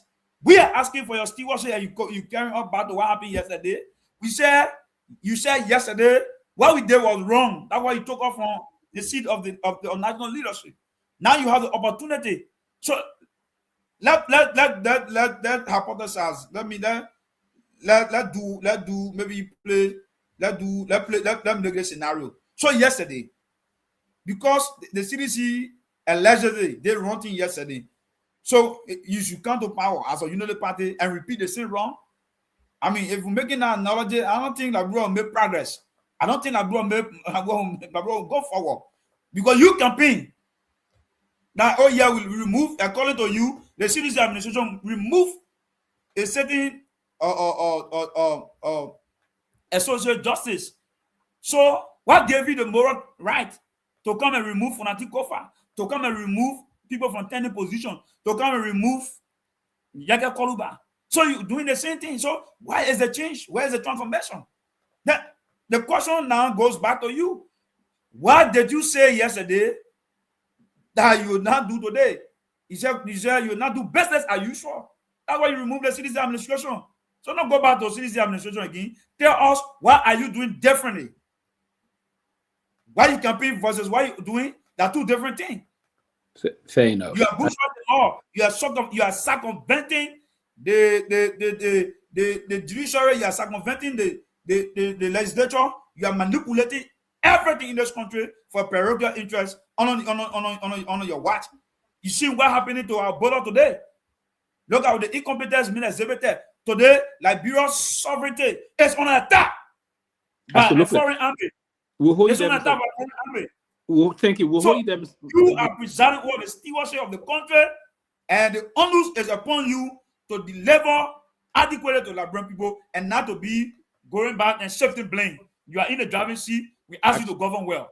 Absolutely. We'll hold them. So we said we'll go to the line and take a couple of calls. But there is the saying goes, say you met a woman, the woman is saying to you, oh, I have my husband, I just left my husband because he couldn't even, all the time they're sending our children off for school fees. He couldn't pay. They will go to school to the next year. Then he said, no, when I take over, the children will be in school. Then you took over, the children can't even go to school.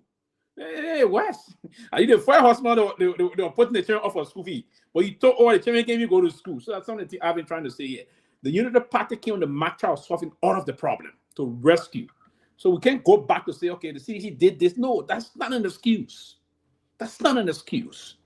That's inexcusable. We cannot sit and on a serious note, the debate, we're going to move on, people will say this, anybody want to say what? You keep on the mantra of rescuing the country to bring about systematic transformation and change to the Liberian people. You cannot come in and take the country backward. But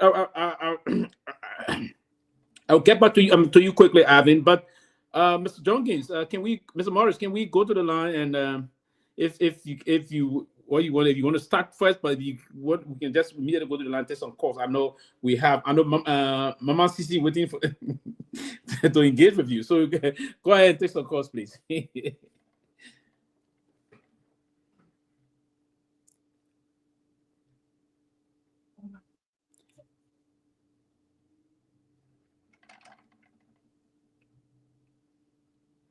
And honestly, before we can start taking the calls, the issue, Mr. Nagbe and the gentleman on the platform, propaganda is such that it would take you just into somewhere. Propaganda cannot govern, right? And I haven't said something very profound here, that the CDC also, part of the mistake was that there was too much of negative propaganda against the CDC in the international community. It damaged the credentials, the diplomatic credentials of the government a lot. The reason most of the sanctions came in all those lines.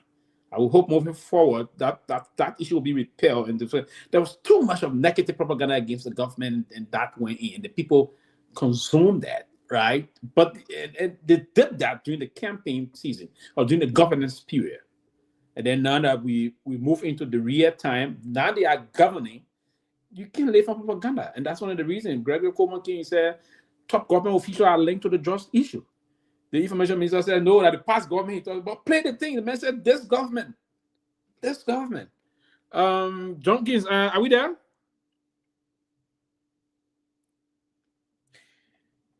Jenkins?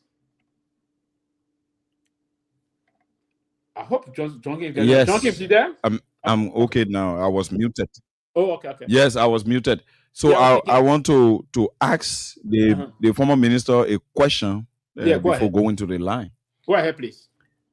The CDC government that you were a part of as assistant minister at the Ministry of Agriculture experienced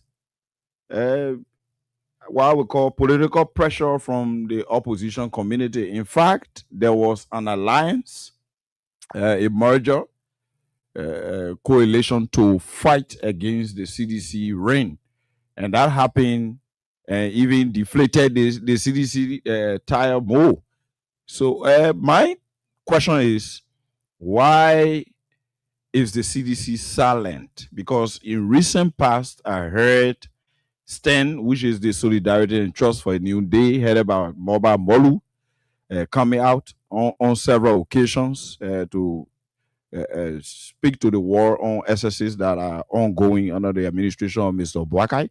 And in fact, the CMC political leader, Honorable Musa Hassan Bedete, is also strong on this drug issue and even threatening protest. So why is the CDC and its authority and leadership silent as it relates to coming down hard on the government, especially that the government now in power ran on the mantra of you being in power and trying to inculcate the issue of drug cabal and ruin the lives of our young people. And that was the reason why you left power. So why are you silent when, according to you, what you experience is smaller than what is going on, and what is going on is double painful and excruciating in terms of how we are faring as Liberians? And why are you people silent and just talking and no action?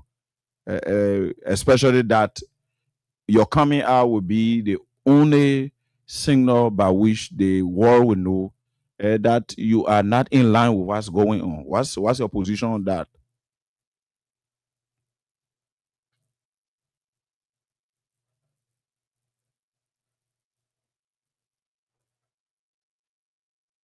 You are muted. You muted.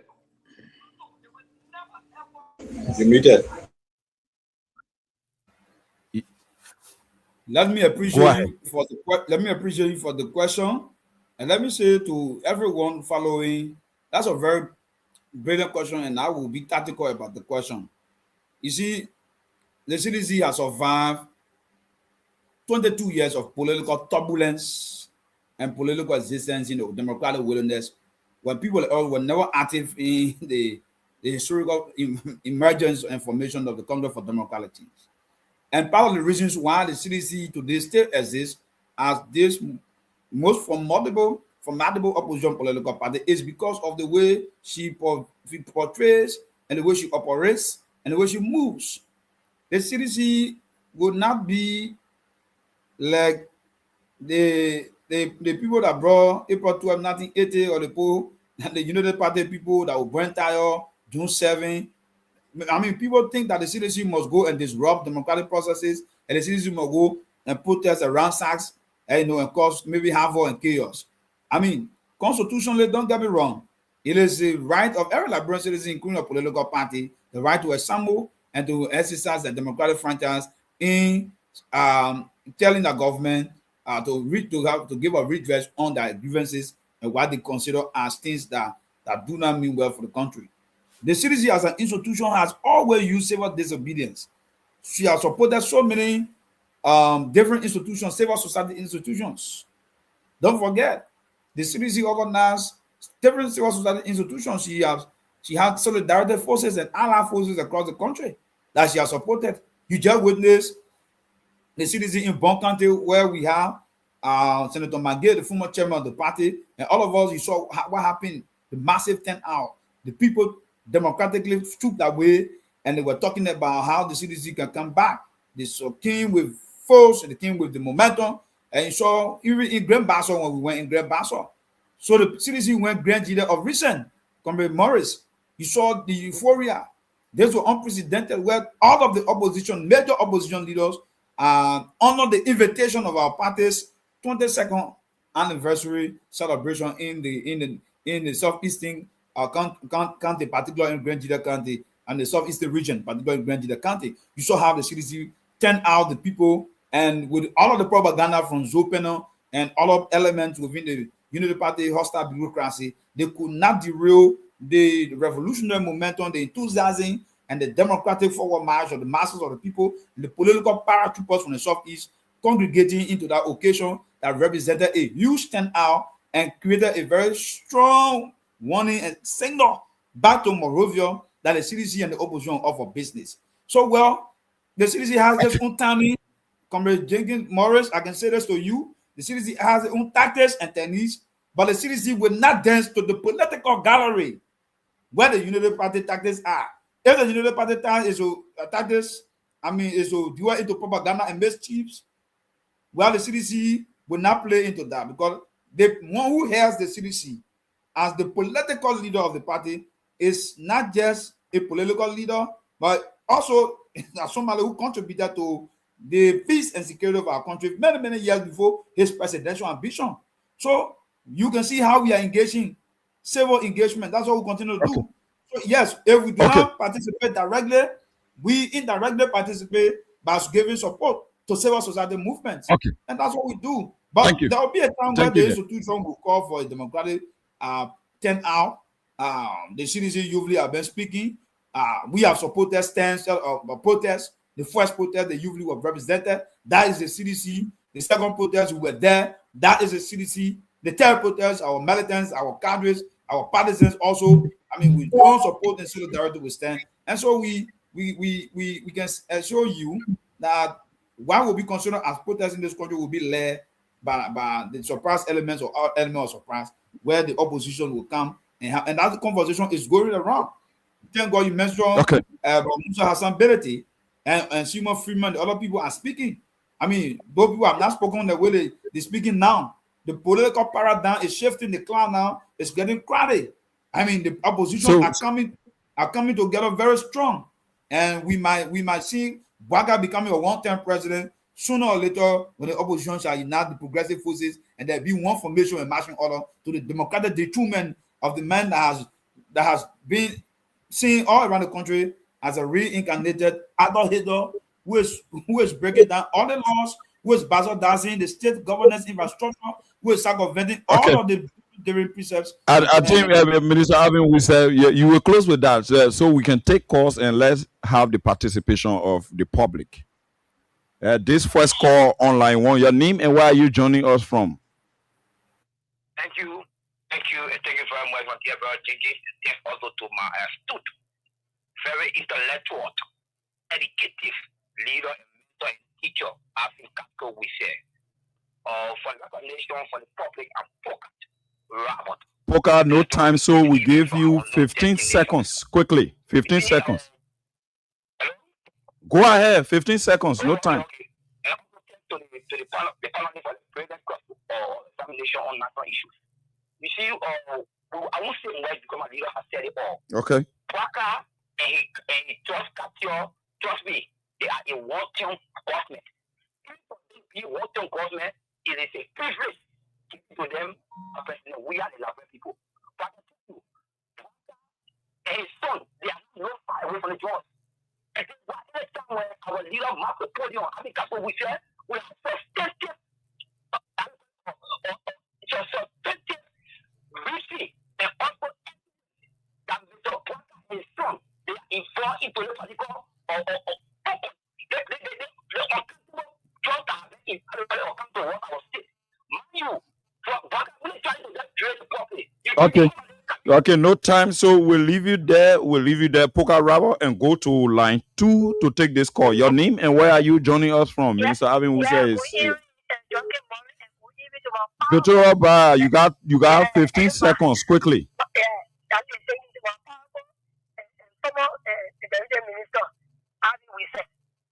Thank you very much. So let me tell you, Junkie Murray, that statement Governor made yesterday, it is that the whole government, that is single government official, they are saying it is a justice. Let me tell you again, Jerome Gayman, he starts talking Tabata. What the statement I already hear, you put a statement out and the statement go over the whole world, that is government, that government official, they want to trust in the country. Then you come out.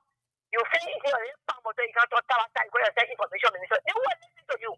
Can't say that it's past government. And you have so power. Okay. You empower, you put it through. It's a past government.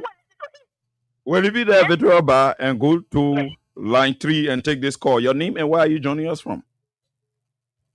Welcome. Oh, that caller slipped, and so we switched to line 4. Your name and where are you joining us from? My name is Robert Bakoya, calling from our district and the avenue. Go ahead, 15 seconds, no time. I just want to tell the panelists that we don't have 3 branches of government in this country under the leadership of Joseph Mabwaka. Okay. This is older men are supposed to rule this country in the best interest of the citizens. But everything he has taken everything to himself. The judiciary work for him. The national legislature work for him. So nothing there for anybody. You saw opposition. Look at the former foreign minister. Just for business that the rest he was one of those people that were involved in the race that they were talking about. That probably was Ango and put to J. Okay. And put to J, we leave you there. Oh, this color. Be decorous. You got to lower your monitor. No, we can take you like this. Hello. You see? Okay, so we'll leave you there because we don't have time. This caller, your name and where are you joining us from? Quickly. Okay. You see, they say, how do you say you went to school? I used to make 50. I used to make 1900. Then you guys for house when they ask you, but I used to pass it. All the government are running. What do we do every day? And so CDC. You see, you can't bring disgrace to our country. They say that like talking about CDC do what? CDC, there's nothing in the country. We try our best. There's disgrace and there's nothing in the country. So, thank you. Thank you. We'll leave you there and go to line 1. Hello, your name and what place you calling us from?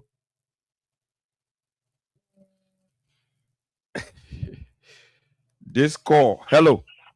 Hello. Welcome to the closing argument. Yeah.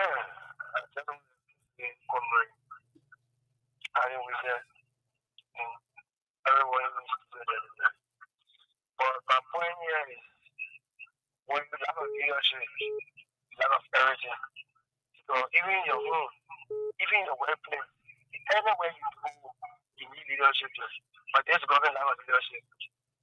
Okay, lack of leadership. We leave you there. We leave you there and go to line 4. Hello. I'm calling for the closing argument quickly. You got 15 seconds. The sensitive executive of the government. That's a reason in the paying form. If the opposition leader put a set together, they are due protest for 1 week. You will see good result will come up. You know, now the reason the president the opposition very lazy. Because for that day, up to date, almost 3 more now. That's a 3 more, 1 or 4 more. There's nothing started showing. And the president is showing his children, that's his wife. All of them has seen it. Okay. But if the protest for 1 week, then no say what they want. They will post after it. Okay, they will post after it. We'll leave you there and go to the diaspora and take this call. Hello, your name and where are you joining us from? Thank you for having me on your platform. I'm Ellis Kodo, joining you from Nima. Oh, thought you were calling from the diaspora. Welcome. Thank you so much. And let me say thanks to all your great panelists. Thank you. So, to get breakfast you got and effort towards the conversation, let me begin by saying this. I think the best thing we, the Liberian, will do is to continue to correct the Unity Party all the mistake they have been making. Okay. If it will come up, I'm not there. Hello, sir? Yeah, go ahead quickly. Hello? Okay, thank you. So if you support the party, you supported the party based upon for your country to be on the right side. That's why when another party is there, when they proceed wrongly, you come out to go in very community to make the people to understand, hey, those people are not proceeding the right way. Okay, they are not proceeding the right way. We'll leave you there from Nimba and take this call. I was so angry, Why are you angry? Yeah, if it's sorry, if party, if the citizen has to protest for one more. The only way we get good result for him just being here. Okay, the citizen have to protest for consecutive 1 month. The only way result come. That was a caller. Your name and where are you joining us from? That's the Jerry on the line with you. Okay, how you doing? Great woman, welcome. Thank you. This is my sister to the public. This is how the parents to the diaspora. I'm taking the effort for our country to Nigeria. And this is how to my son, Abby Wilson, the support man. Yeah, I mean, we said on, so we knew you would have called.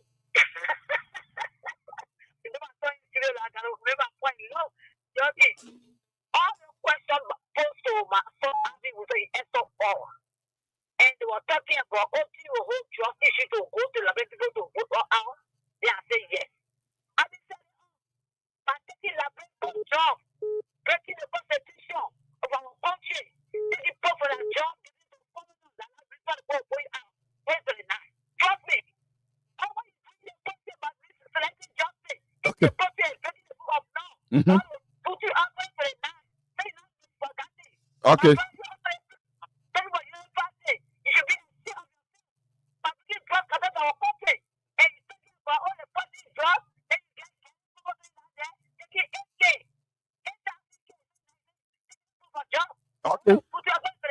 Okay, Masisi. We'll leave you there and take our last call. Then we go back to Sylvester Pewee for control.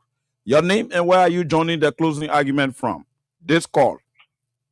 Thank you for having me. My name is Victor P. Kehleboe Gongloe, the new Sergeant Plea out to join you from 5 to be precise. Africa.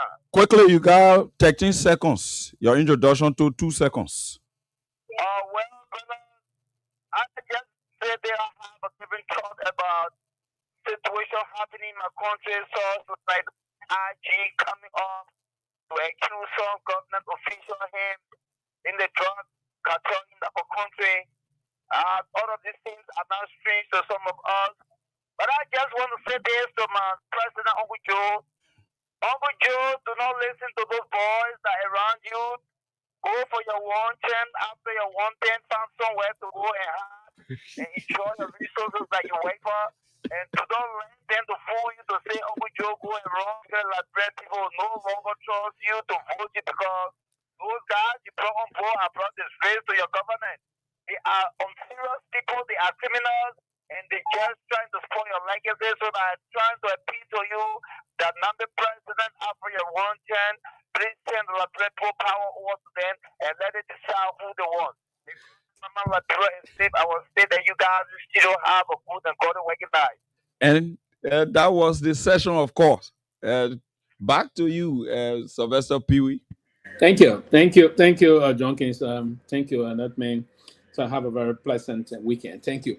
So, guys, we'll come back. I will come now to we start according to what we say the other prisoners. So we'll start with Mr. Nagbe. Mr. Nagbe, we're back. We have our guest again. So I'll start from you. Then from there we go to our brother Ture, then Mr. Seaton. Go ahead, please. Thank you. I don't know. It looks like Alvin LEC is, but Rowisa, can you hear me?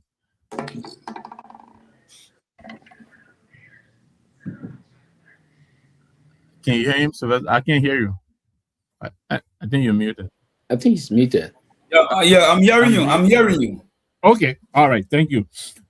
Thank you very much. And I know you will have a lot to talk about the from the callers. But before we went to the calls, you mentioned something. I think it was Junkie who was asking one of my colleagues about the CDC's, attitude towards challenging this government. I mean, I think barely 6 months in, the COP was founded. You had and ever since then there was a non-stop, agitation against your government, the CDC. But looks like you're participating by proxy. You went toe to toe with this government in Lofa through Joseph Jala. I don't even know what you've gotten out of that collaboration. In Nimba, you fielded 3 candidates. You didn't want to take side. And we noticed you have participated in protests through STAN. When Mama Malu, who is the chairman of STAN, actually left the CDC. So a lot of us are just really confused. Can you explain this strategy to us, this apparent participation by proxy that you guys are doing? Thank you, Mr. Nagbe.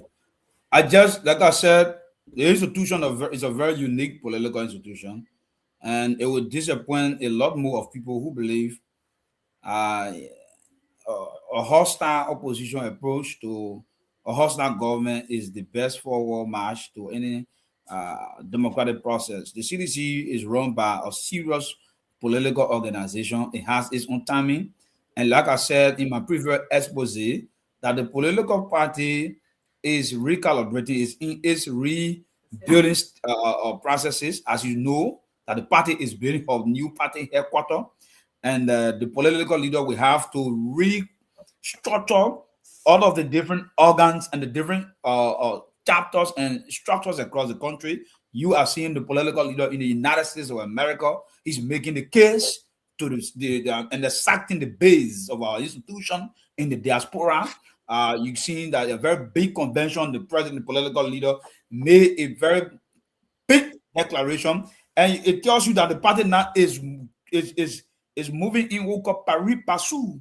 It's on a trajectory of mobilizing and recalibrating the fighting forces. So we could not just add that the CDC, I mean the COP of the Unity Party. Don't remember, you've been around for some time now. This Unity Party you know about here is for the 2 years. This Unity Party we're talking about here has contested 1997 elections.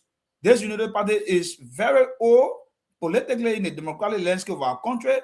And if you want to measure why the Unity Party acted and will not acting, the Unity Party had 12 years of resources. 12 years of resources. You know.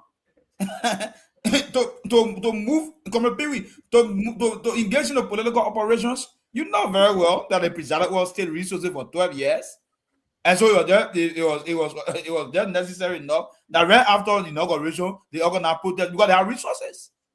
They stole enough money. They stole enough funds. They invest on state covers and taxes in the country. So I am saying to you that the CDC that had just got to power in 6 years after leaving power will have to recalibrate and internalize a whole infrastructure through what we call the building process. And like I said to you, we're moving in other countries where the only thing that British people are expecting from us is to do a mass protest.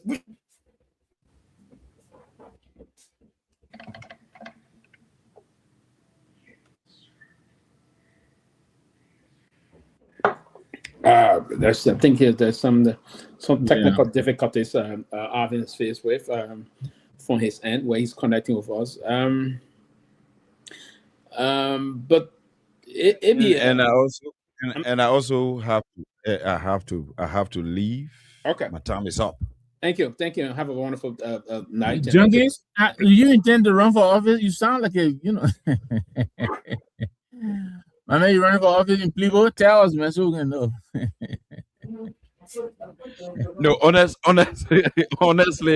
honestly, I would not be contesting this coming election. I will be supporting somebody who I think will give people a different look and a different image. Gotcha. Why So you I will want not be to why, contesting why this you want to campaign. support somebody else when you can So articulate There's the the issue? boyfriend in the You cabo. understand the issue you're not facing the supporting our people of comrade Anthony Peabody. Williams? My man, just The let reason him is say simple. his last The word. reason is Let simple. everybody do a closing. Let him go. Go ahead, Junkie. Don't Are you listen to not the people. supporting my Man. man Go ahead. Comrade Williams? No. If there will be any support to anybody there, I will be supporting Dr. Buffer Chambers. And I think it will be the singular reason why I won't contest. Also, That would so be the Buffer singular Timber is coming reason back. why I won't contest. Yes, Buffer is coming back. And he's an ally. He's an ally. So He's an ally, contesting right? against But an you know, ally who, Buffer he's go an ahead. ally. Buffer go ahead. I'm thinking of being again. this is very concerning. Like Bubba was there before. Now he won't come back. What difference will he make?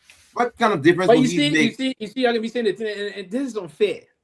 The law didn't say you can come back. Why you? It's not about the law, Pewee. It's about impact, right? So let me ask you this, man. What's up with the private sector? What can we There's not nothing, take advantage but you of don't. that? The college don't give the men a way to do it. Yeah, the people reject him. Laborious politics. If Baba didn't perform, the people definitely reject him again. No, but the thing about it is that Liberia political culture always missed their past leader. Even if Baba was a flop, for the fact that somebody's there now, they will miss Baba. This is a reminder I thought to give you, AB. Liberia here. The first thing, let's do the comparative analysis. Sekou Kane from District 2, Moserado County, was re-elected after losing election based on poor performance. Yeah. Unlike Dr. Buffer Chambers, Dr. Buffer Chambers was the sitting speaker. And I want to say this to you.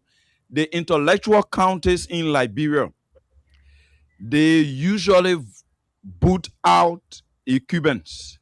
Just do your survey. Why you survey and you understand that what I'm saying. The man go hold they posted the man. This is junkies. They posted the man go hold they eat electoral last. That's what I'm saying. The man speaking English. They gotta be bringing it down. Interpreter gotta be reducing it to the people. Junkies, right? Let me say this to you, my brother, right? The Papa didn't say that. The other grow up and say. Let me share the phone with you people. Before we go forward, right? Before you go, please, right? Yeah. Right. Baba Chiva. This is personal to me, right? We as quote unquote young people, even though we're no longer young, we're in our 40s now, right? But we as quote unquote young people, we have a strong responsibility, most especially if we are sitting on national radio, we have more than 5,000 persons listening to it every day, right? We have a responsibility to change the narrative. There are many young Liberians in that country who could probably do better. We got to show these people that, listen, government jobs should not be a place of employment, but it should be a place that comes to solve problems. Most especially in elected position. What Chima was there before, he went straight to the highest extent in that House of Representatives. He didn't do nothing there. What did he do in the private sector? That's what I want to tell you. Why that he didn't do nothing? That he didn't do anything. Have you tried to record the legislative impact? No. That's why his constituents. There where I'm coming. There where I'm coming. His constituents may not understand that he didn't do nothing. This is somebody. This is somebody who in opposition. In opposition, he won election twice. Yes. Let's say 3 times. Okay. He won election 3 times in opposition. So the fact that he was elected as an opposition lawmaker over and over for the 3 times he won, it shows you how our political system here is. We vociferously inform our people daily as to the responsibility and duties that should be balanced of a lawmaker or a deputy that they send to represent them. But in Liberia, like I was saying, the intellectual counties, those counties that have education, at least at certain level, they don't allow that perennial intellectualism that you just be on and nothing is being done.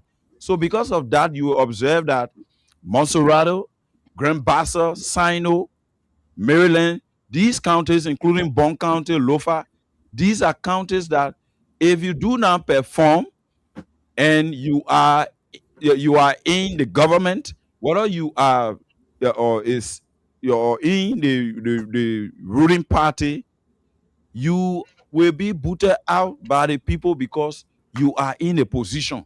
So on that basis, your Speaker Chambers was sitting as speaker 6 years unbroken. So the narrative that play and the propaganda that also play was, this is a man who we gave 3 terms. And the 3 terms in the minds of our people, even though they have always been informed and educated on this part as it relates to how they should expect and what they should expect from their deputies, in their mind, they think that Junkies, let me ask you a question. Let me ask you a simple yes, question. let me learn on this thought. Let me learn on this thought. Okay, They go think ahead. that lawmakers are clothed with the responsibility to providing social services like water, road. But that's the culture. That's the culture they created before they even run. That's the first thing to go do to build roads to get water. So it's a culture they created. There we are. So if you are even performing legislatively, if you are even this is the clarity I want to make. If you are even performing legislatively, to be honest with you, AB, our people don't see it that way. They only look at what you will do in terms of your personal contribution to them. A one baby mom, China get pimples, they come to you. Okay. And Let me ask you. Let me ask you. Let me ask you this question. I know you said Dr. Buford Chambers is your ally. I have a whole lot of respect for Buford. He's a friend of mine. When he was at Fire Service, I covered him a lot. When he was the director there under President Taylor. My question to you is this: why do you think, or what has Buford Chambers done to improve the lives of the people of Kehleboe and the entire Maryland County that make you think that he should be reelected? Quickly, because my time is up, then I just wrap up. At the legislature, Dr. Buford Chambers, even before becoming speaker, he had always scored A plus, A and A plus in terms of his duties and responsibilities as a lawmaker. The NDR brings the report, LMDR comes out with report, Buford Chambers always stopped. Does that translate to improving the lives of the people in Maryland County? I'm getting there. So his representation at the level of the legislature, in line with what the people sent him there for, had been met. The people controlling the Golden Safecar, MOPP, which is the Maryland Oil Palm Plantation, and the Kamara Corporation, are all now in line with providing all of their corporate responsibilities as enshrined in their agreement with the government. So all of those were the ingenuity of Dr. Buford Chambers, even before coming to the speakership. And becoming speaker. When was the last time you were in the capital city of Maryland County? Oh, I'm in Maryland almost every year. I was there last year. I got my kids there. So are you satisfied with the way the Harper is looking? Honestly, it's not the way it should be.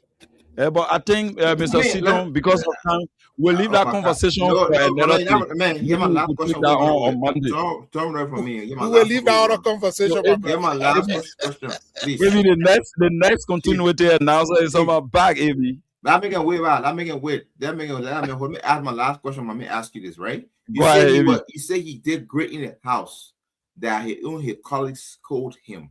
Number one, what are some laws or bills that he passed or introduced that they introduced in the house that directly impacted the people of Maryland County positively? Because if what you did If you did so good in house that you put your own colleague hailed you, that means recommendation from you should be adhered to. What are some recommendations that you introduced today that people of Maryland can benefit from? Number one, this is somebody who spearheaded the review, a general national review of all concession agreements in country, to include the Firestone that have never been touched since 1926. We can go on and name and name. No, I review so doesn't mean I make impact though. You can bring a letter of review. Doesn't mean I didn't do the letter. No, AB, the fact that the concessions were not in compliance with the agreement initially. Okay. According them to what was agreed on to go in line with it. It's an impact. That's not true. That's not true. I'm very different. Let's come out another time and just have this conversation. I can review something wrong. I would just say the referendum of any politician is the electorate. If he did so well, I mean, the man was speaker and he was beaten by a little no.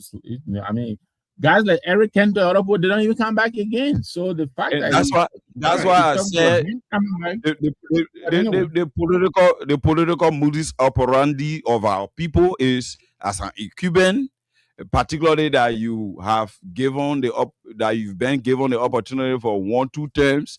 The people, voter fatigue also or interplay, and the fact that Dopoh and this young man went almost head to head, because it was just a 20-21 votes different.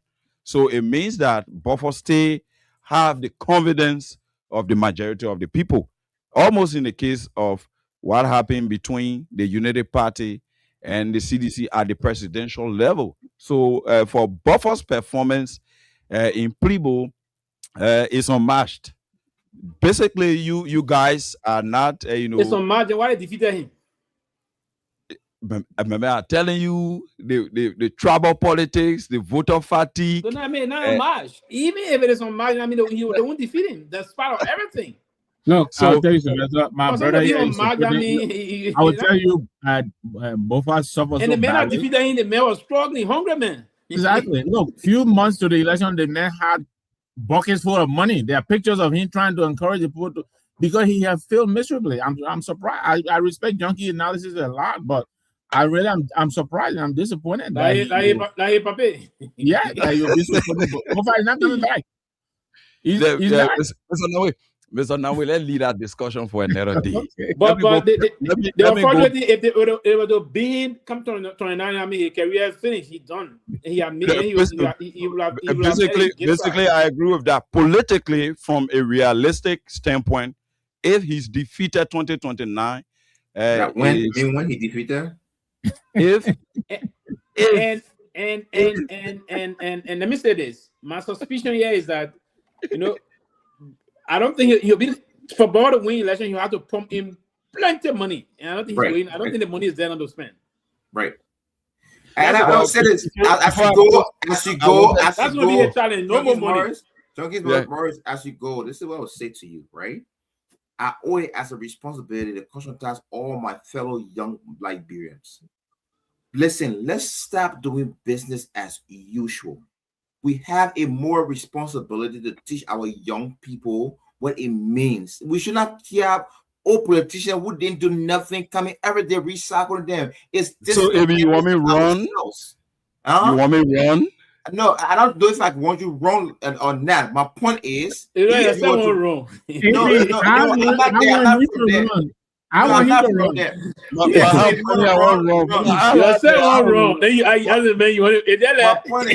My point is, I'm tired. I'm tired of the recycle of old politicians who come here and do nothing. This is disrespectful to us. It's disrespectful to our intellectual ability. It's disrespectful to us as people. Maybe the man asked you a question just now, but before I put you on, the man say, "Maybe you want me wrong."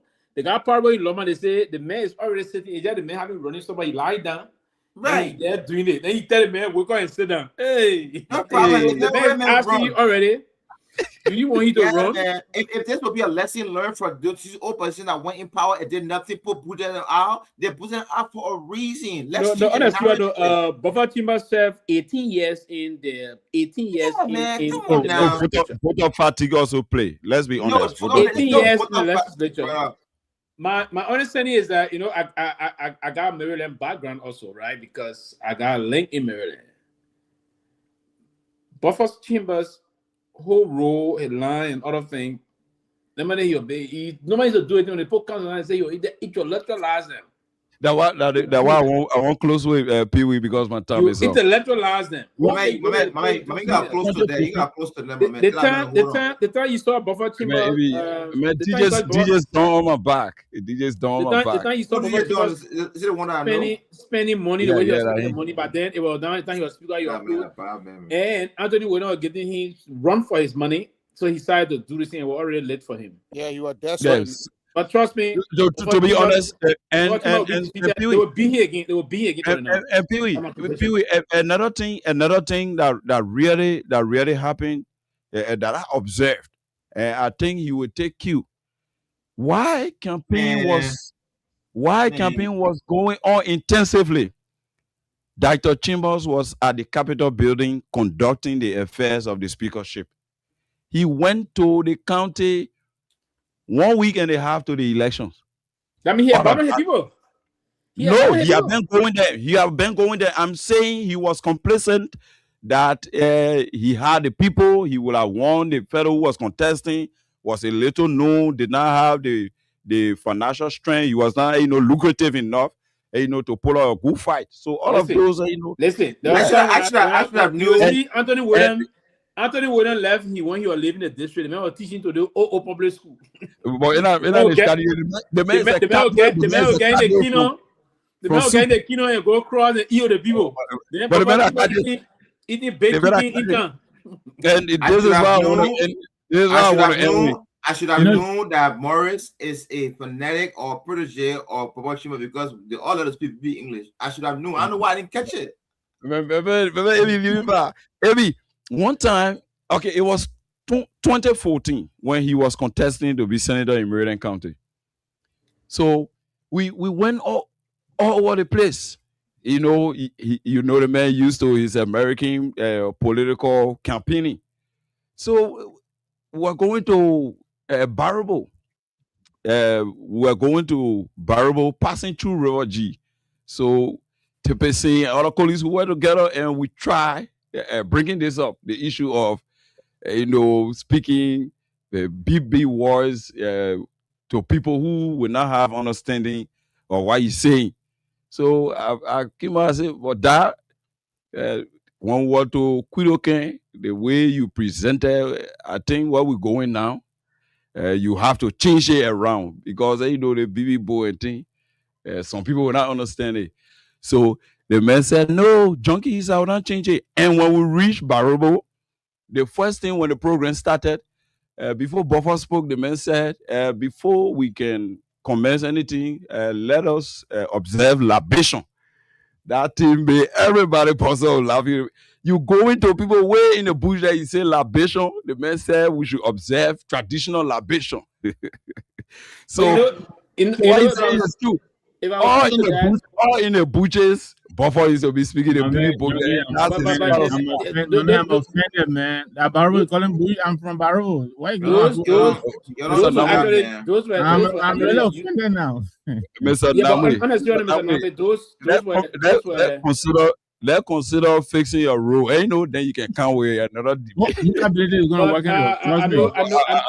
I will see you on Monday. I know that Justin, we will see you. But on a serious note, those were we're gonna just go around now. I know we may have lost our guests.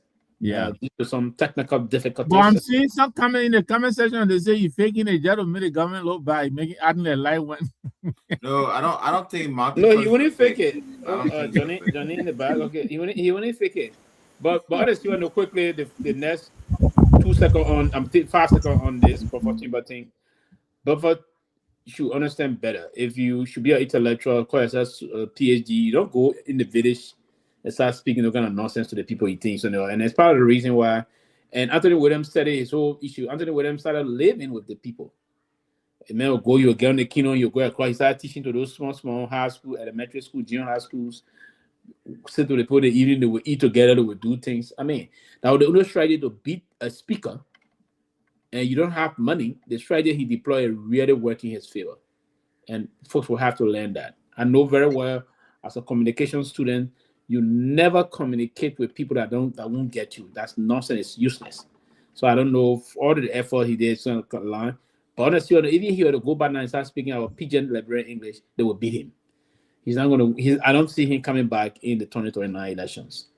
I don't know if Anthony Williams going to win, but I don't see he Buffer's Chimba coming back. But I think if it's going to be between the two of them again, the picking going to be him again. But Mr. Nagbe, go ahead, please. No, I'll be quick, and I know you're welcome, John. Look, the feedback, the reading we got on Dr. Chimba's performance, he performed dismally, right? You talk about Anthony Williams, little known guy. Came from. It's almost like what we had in New Jersey with Steve Sweeney, the president of the Senate, spent over $1 million. The guy who beat him was the truck driver. He spent $2,300. So when you have reached your climax, your performance, and there's no return on your performance, it takes very little to tip you over. You were talking about Eric Cantor. Eric Cantor was the majority leader in Virginia, right? The guy who knocked him out was a school teacher. So this is happening. But I was hoping that Junkie would tell us. I think his friend Abraham here tried to push him to tell us what is it now that Dr. Chambers, is coming back with that will endear him to the people, because he was wrongly rejected. So I mean, I will pass it on. I don't see him coming back based on what the feedback I have gotten from people where he came from in the entire Maryland County. The man was the Speaker of the House, one of the highest ranking officers in the government. And yet, he just talked about my role and all of that. He went to Barobo to campaign where I'm from. What did he do there? I don't think he did anything for the people. Right. But, that was the number you're right. You're right. He, I don't know, but I don't think he's coming back because his performance was dismal.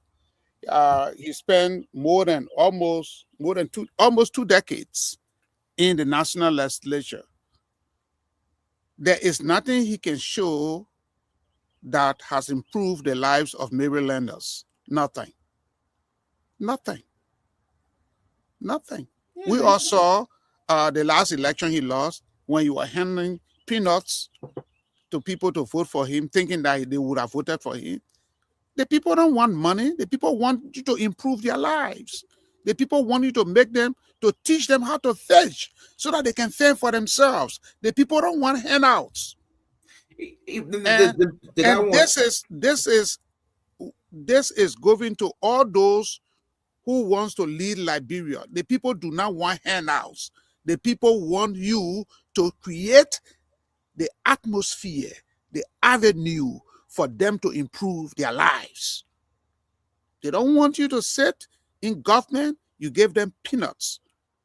You take as much as you can take from government, then you hand them peanuts, then you say you are doing good for them. Somebody baby sick, then they come to you, then you get them $5 for them to go to the hospital. That's not helping the people. Create jobs so that the people can fend for themselves. And if somebody's daughter is sick, they will put her in their pocket and go and take care of their own situation.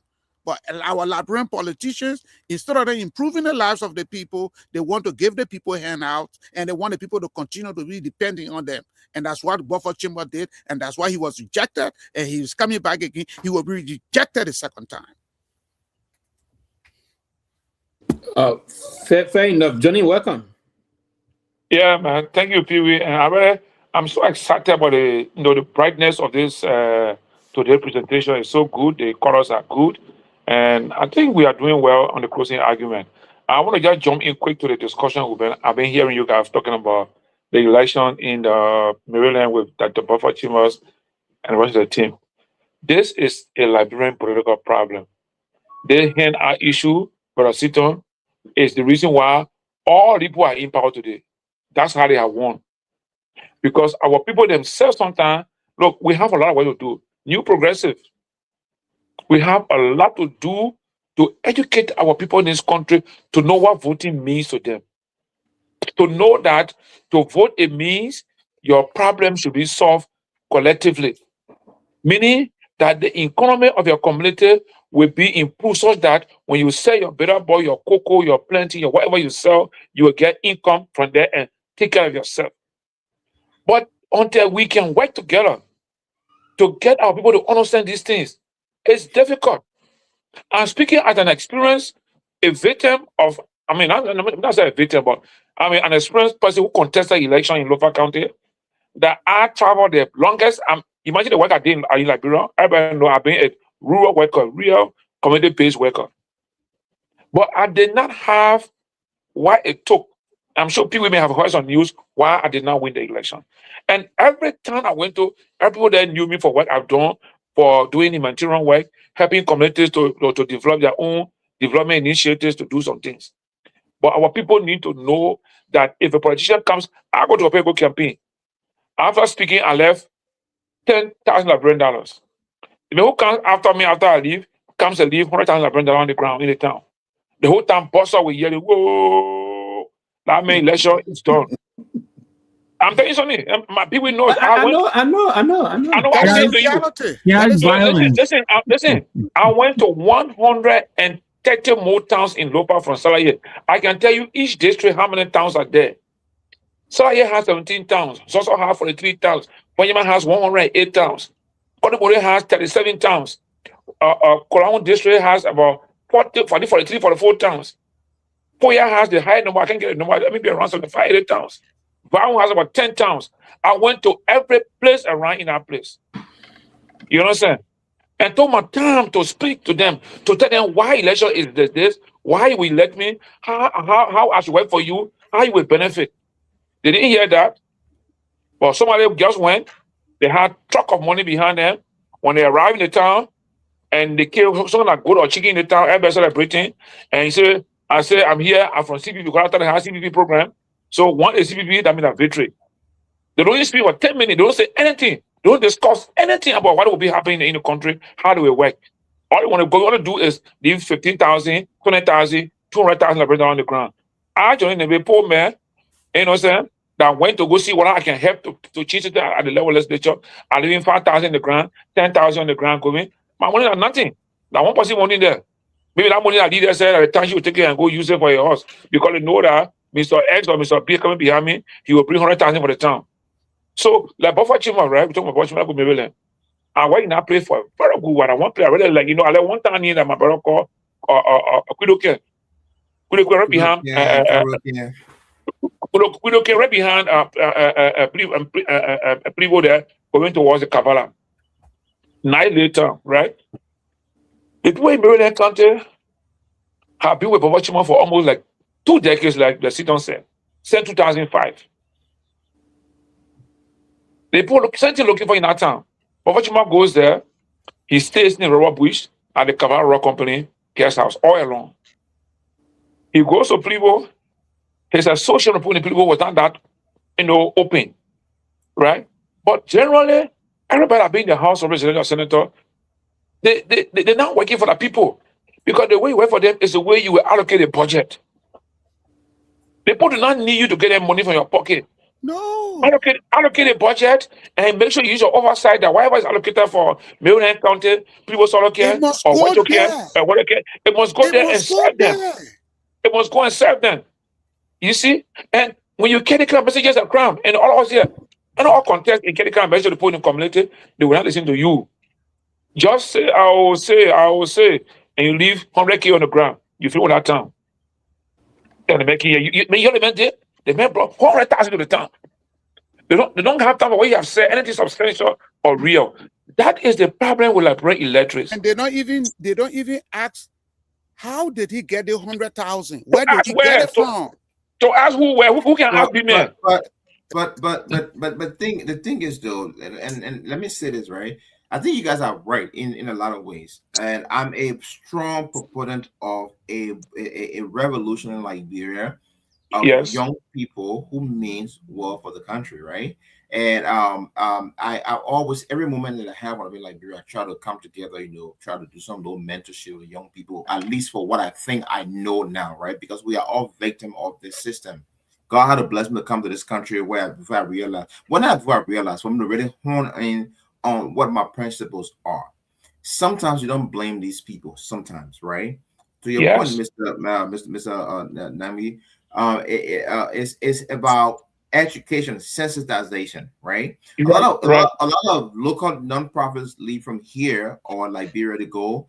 They establish nonprofit for feeding orphanages, orphans in orphanages. I got a girls empowerment and you know, like other stuff. But there's little to no nonprofit in that country that offer civic education, mentorship, and so on and so forth. Because when you educate the people No, here what Toure. their rights are, huh? Toure, 1 minute, Toure. Yes, sir. Toure. The Yes, sir. work I did for the last 15 years Okay. was about education, civil education, human rights education, the rule Okay. of law. And look, we did this in the 15 counties from 2010 to 2023. How many of That those kind of programs that you are doing? How many of them are in Liberia compared to the one that's feeding them?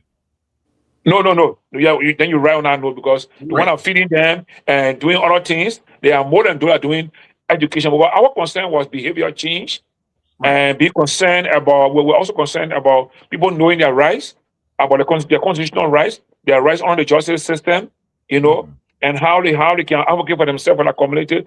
We're even showing what they call social accountability. That's Right. one thing that I led that discussion in all my trainings. Social accountability was the meeting was whenever the county decides or the community decides that we want to build this bridge in Barabo.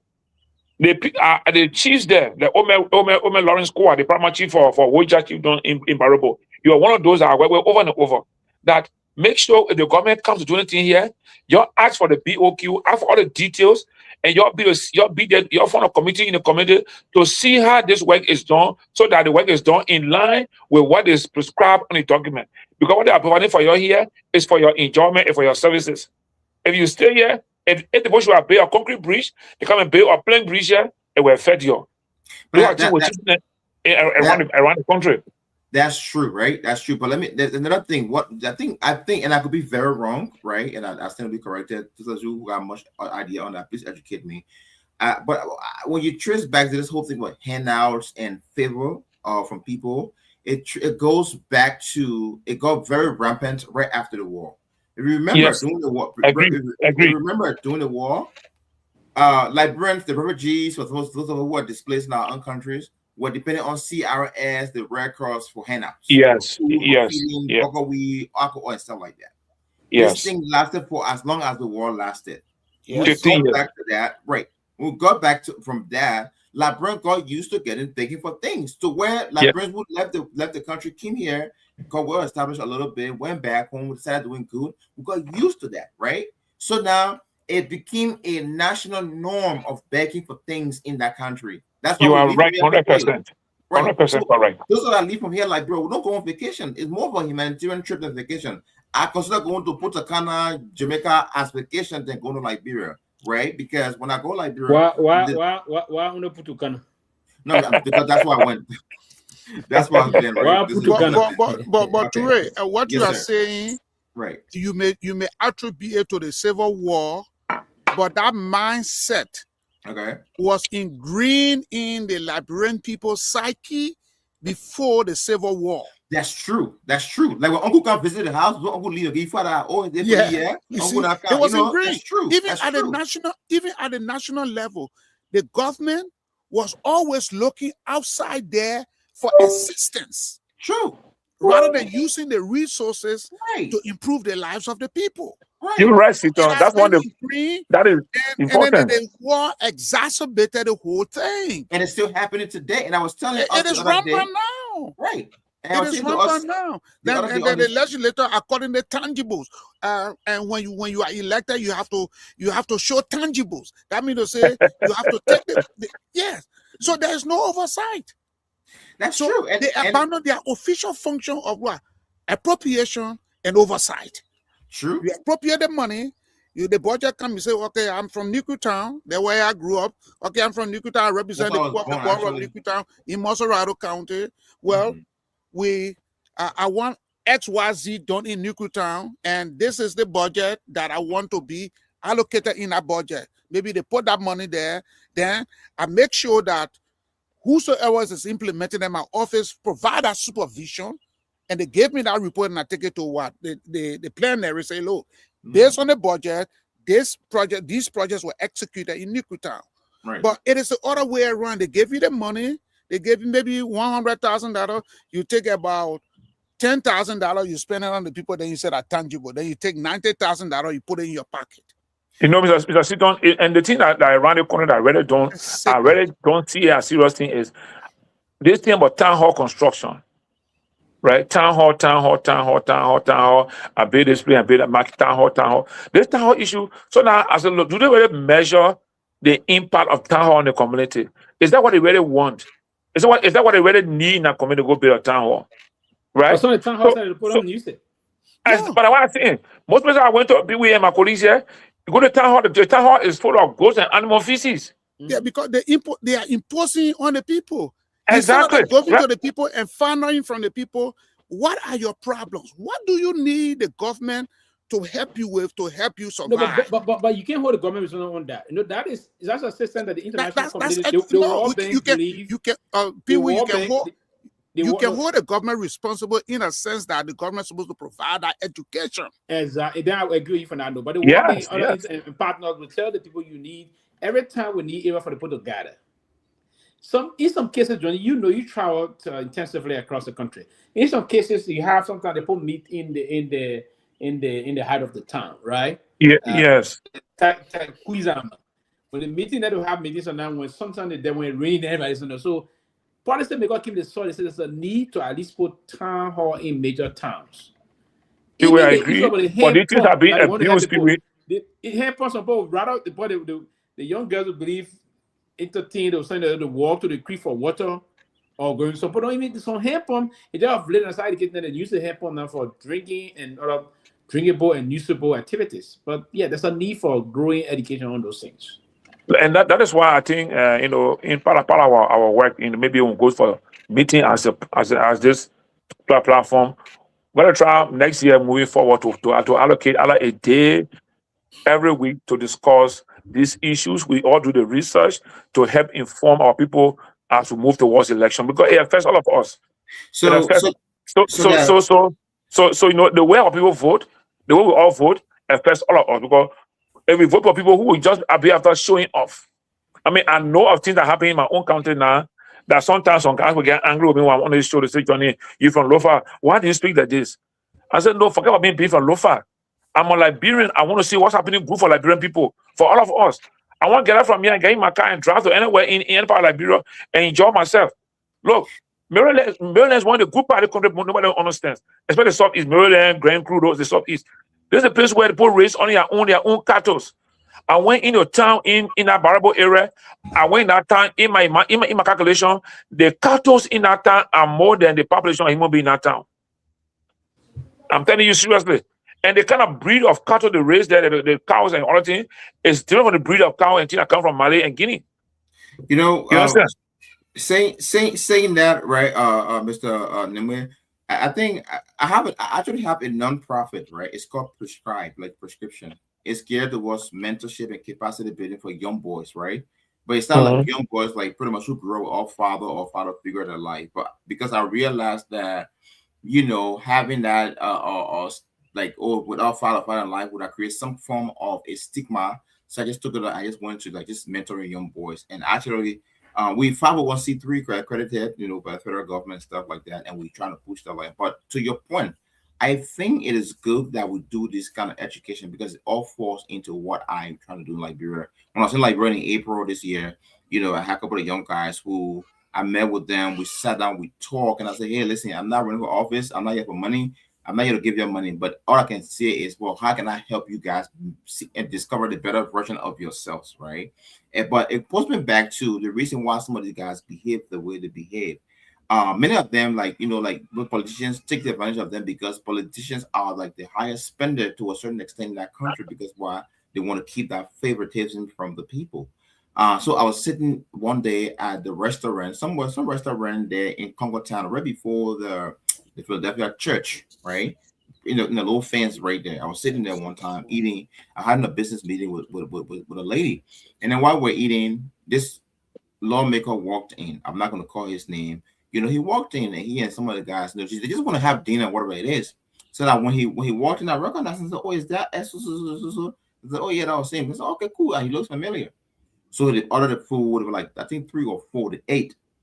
When the guy done eating about it, when the girl want to serve the table, I called. I said, "Hey, can you please come?" So she came to me. I said, "How much is the bill?"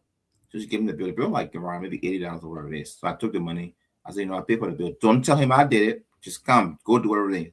You can tell him after, but don't tell him right now because I don't want you to refuse the offer." So he said, so she said, "Okay." So she went, came back with the bill, paid the money, got like $100, paid the money, and came back with it. The honorable man, after everything is done, said and done, he came back to me. He walked to me, right? He said, "What's your name?" I called my name. We have changed numbers. I said, "Thanks. This is it's not familiar." I said, "Yes, sir," because I see that many times you guys are the one that happen to do this for us. So I just think that it's just good that I do it for you. So at least tomorrow you leave that say, "Oh, there are some Liberian young men or women out there who still think that there are cool other people out there," right? But more of this story is this.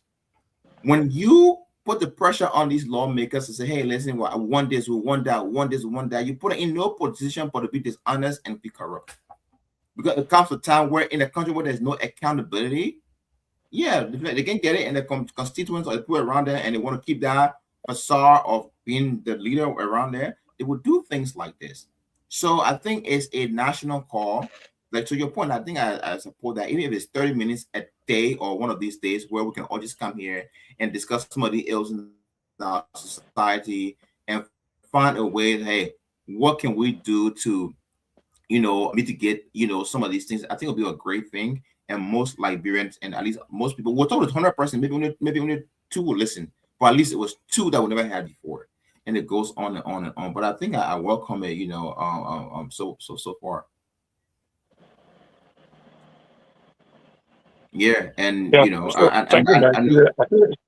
I think it's a good idea to raise a good idea because I mean the closing argument need to find its niche as we move forward in terms of how we can keep our population fully informed about the governance system and their role in the government system.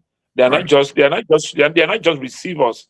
They are also partakers in the system, and they have to learn to hold their representatives and senators accountable in a way and manner and form that they, even if they don't know how to do it, let the electorate teach them that you are not there to come give me peanuts or in my community. You are there to ensure that when the national cake is being discussed and divided, what is due us, you are there to ensure that our share of the cake is provided and it serves us in the timely and manner and fashion. But other than that, we will have right now the guy, because of the roads that are being constructed around the country, all the lawmakers now see it as their benefit. That's why they're carrying around. You see the government, we're working with the government, they're building your road, they're building this for you. But one of the cardinal issues that they are forgetting about is education. So, if you build all these roads, the population is not educated fully to know the true meaning of these developments you are constructing, to protect it, to save it. We have an issue again. So we need to try to look at how we can balance our activity as a government to ensure that the young people are fully educated and they learn to be patriotic. Patriotic in a way that when you learn, you know the value of your government services to you, and you know what it means to be a Liberian, and you know what it means to own, certain assets in your community and protect it in the absence of state security or whatever. But if that's not done, whenever government does these big development works and people don't see it as being for them or being part of them, then they don't have to take care of it. It becomes a waste. That's true. That's true. All right. We'll be. I forgot to announce that we are trying to close because today is Friday. I gotta go to sit to the pubs and do something. So we take you around the close, Mr. Nagbe. Well, thank you very much, man. It's been a great show. I wish Mr. Wise had come back. I see the flurry of activities trying to rejuvenate, the behemoth that is the CDC, former president announcing all of that. But I want to thank him for coming on, and kind of making clarification on some of the concerns that some of us had. Some still remain. Hopefully, he'll come back again. So I want to thank him. Back to Dr. Chambers. I think many of you, especially Sylvester, you point out 18 years. 18 years this man was in the legislature. What he do for Maryland? Nothing. And he took advantage of the system, and now he wants to come back. I hope my brother Junkies tomorrow when he comes back tomorrow, I hope he'll be better prepared to tell us, because I intend to bring it up again. Why does he want to hoist I'm right behind you. a failure on the Maryland people? I am from Maryland. I'm hurt. You just talked about going to where I come from. There's no quarrel. But Nagbe, don't have your haze. Chunky is giving us support because of party alliance. This is one of the virus in the political system. Party alliance. That's all. Nothing more than that. Party alliance. Thank you, Johnny. So hopefully Musa Ability and others will help. I know my brother Austin Taylor is trying to help, but it's a difficult task. I have a lot of love and respect for Austin Taylor, but I do believe he will need help. So if Dr. Chambers can convince us and show to us in very, very verifiable terms how he intends to be different, we might listen to him. But thank you very much. It's been great. And have a great weekend, everyone. Thank you. Ture? Yeah, so thanks. Like Mr. Nagbe said, I was really hoping that I had a lot, man. I had like maybe 10 questions for Alvin, but he was saved by the bell. but yeah, he's my. I think I like the enthusiasm of young Liberians who are being politically intrigued and very much involved. And it blows my mind sometimes. Like, but why? There are a lot of things you could be doing instead of like being like in the politics and stuff like that. But it comes back, I'm like, you know what? Yeah, that's the biggest commodity, in the country, politics, and I literally go in the mind of my fellow young Liberians, quote unquote, and know what they're thinking. So I would have loved him to be on the show. I actually had a program, an interview arranged with him, but we didn't follow through, and hopefully I can get it on my program. We can talk more about it. Yeah, you're right. I was trying to ask him some questions based on leadership and like what could we do. Now the problem is here. We know it's here. What do we do from here, right? Let's try to pick his brain, but anyways, hopefully we'll get it another time. But yeah, thanks to everybody who always come here, listen to the show, and you always give your imports and so on, and so that we all can learn from each other. It's always a pleasure to come here. We may disagree on things, but at the end of the day, when last time I checked, we all are in it for Liberia, right? We may have different means or different ways of going about it, but we all are in it for Liberia. So I appreciate it. I think I've known you, Mr. Johnny. We were in some group before, but I'm not going to call it on this stuff here. We hear that. Call me after here. Let's talk. I'll call you. I think I know you from that group and whatever it is. But anyways, long story short, it's a great thing. A social group? No, some people are trying to recruit me somewhere, but okay. Yeah. I mean, you heard Jenny quickly say, "Call me after you." Don't say anything. You call me after you. Okay. Mr. Sita. Yeah. Hold on. Well, thank you very much. I think we had a great show. We now that 2026 is gradually coming to an end, and by next year, we will get into full gear of campaign season. We see now that former President George Weah has formally announced that he will be contesting the 2029 elections. It is about time now that we become to educate our people on why their vote matters. They should be able to elect people that will improve their quality of life. Now, people that will give them handouts, people that will show them how to fish, people that will lead the way for them to improve their lives. Not people who will always come and say, vote for me, I will give you this, I will give you that. They should remember that their vote is their lives, and they should vote wisely. And I think we on this platform, it is incumbent upon us to continue to educate our people in that direction. Because, as I've always said, every one of us want Liberia to be better. But it's just the fact that we all have divergent views on how we want Liberia to be better. And we want a leadership that can bring all of the talents, all of the resources that Liberia have to bear, and harness those resources to be able to improve Liberia. So again, we had a great show, and I want to say thank you to Closing Argument. Let us continue to do what we are doing. It is in the interest of our country. Thank you very much. Thank you. Johnny, take us home, please. Yeah, thank you, man. Thank you. Let me appreciate all of you who've been on the show before me. This platform is here to serve Liberian people. And I'm happy that we are increasing the quality every other day to ensure that Liberians have, a medium through which they can be fully informed and equipped to make decisions. Because we need to have informed population to make informed decisions. And that goes in line with what Brother Stito and myself and we agree on many times on. We need to educate our people, and we have that moral responsibility for our people. Those are all we are getting educated. I mean, those are all from the background, the traditional and cultural background. Sometimes a whole family spend money to educate one person in the village, because they believe that when you get educated, you will come back to serve the village because your mother, sisters help you, your father, sisters help you. So with that kind of background and knowledge we have, we need to make it an obligation on our part to ensure that whatever we have learned, whatever exposure we have now, let's share with our people to keep them informed. If they don't take it, good, but let's do our part then so that we don't hold ourselves responsible. Thank you, everybody. 2029 is a year of another great election. It seems to be far, but it's just right behind the door.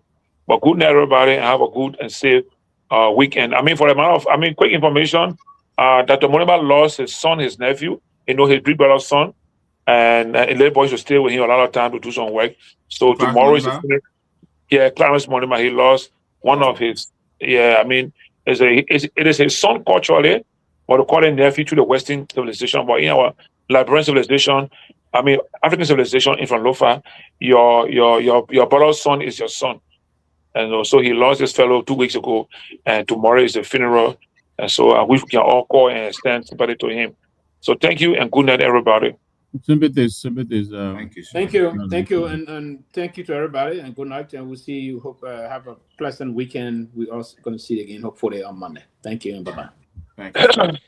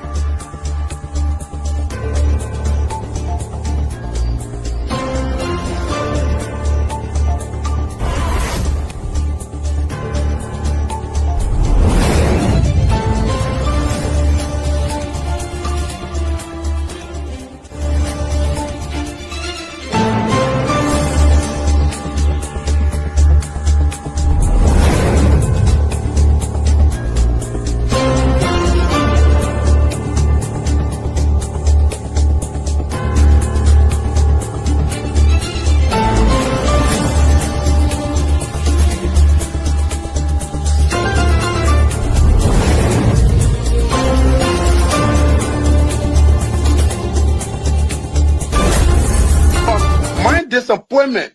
Now the vice president often tell me since he got a seat as vice president, how many persons have I recommended in this government to serve in the government as presidential appointee?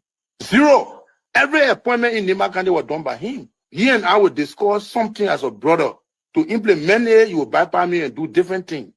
I don't talk on it. Now you need to see us. The thing we saw, it frustrates us. So why can't you lie? Why can't you steal? Why can't you allow the citizens to be? You see, we just tell you that why we vote tell you. but you fool us. You screw us, you use us and later on abuse us. So why? The government should lie. Why? But that's the question that we ask. The good person in our whole United Party, that President Baka. You want to say that again? The only person that appreciate good among all the United Party for that President Baka. The rest are ungrateful. The right, they use you and dumb you. But President Baka, if all of them were thinking the President Baka and behaving the President Baka, United Party will have another chance in 2029. Just for now, they don't have. They do not regard people that help them. Three of our soldiers were executed on this party ground. 2 at the back and 1 right at the headquarters. The man who shot and killed our people today is a darling boy in the Liberia National Police. They brought him back to shoot more guns. Get ready to shoot. Because we challenge the status quo appropriately. Inform that the violence suspect any student that because of their action, it will be the day the entire Garguah administration will cut down. We will massively violate the students in this country and will shut down the Garguah administration. The day that happens, we have the capability to do so. And if they think this renovation project is a joke, let them try it. The fall of the Garguah administration begin with this. If they think they will temper on any student in this country or at the university like going and work away with impunity, while our children saving opponents and logic in the Western world, while we are subjected to agile power and bad learning conditions here, and the thing will say. In the first 100 days, no car will get stuck on a major road in this country. And I mean it. You say it out loud?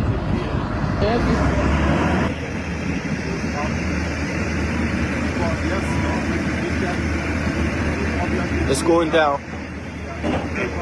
First floor. There you have it. That led to decades of war still run deep.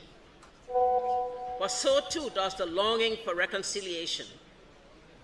A reconciliation defined not by political bargaining or by an artificial balance of power by tribe, region, religion, or ethnicity, but by the equality of opportunity and a better future for all Liberians.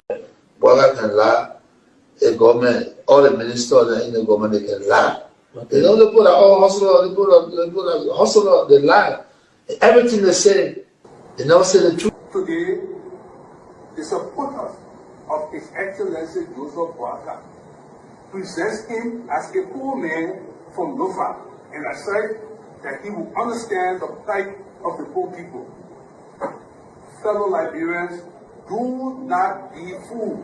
Vice President Boakai is not poor like you, not even as me. As Vice President, his office received more money from the government budget than any other Vice President has received in Liberia's history. He has enjoyed some of the best and most lucrative government jobs. First of all, there's this, what I call sort of vicious lie about the fact that Mr. Kobe is gay or bring gay lifestyle to Liberia. It's complete bullshit. When people can accuse you of stealing people's money, when they can accuse you of being involved in the war, anything, people don't make up stuff. They don't make up shit. Excuse my language, right? So it's complete nonsense. I'm married, 8 Teresa, 2 children, 5 grandchildren. I believe in traditional family values, so it's complete bullshit, complete nonsense.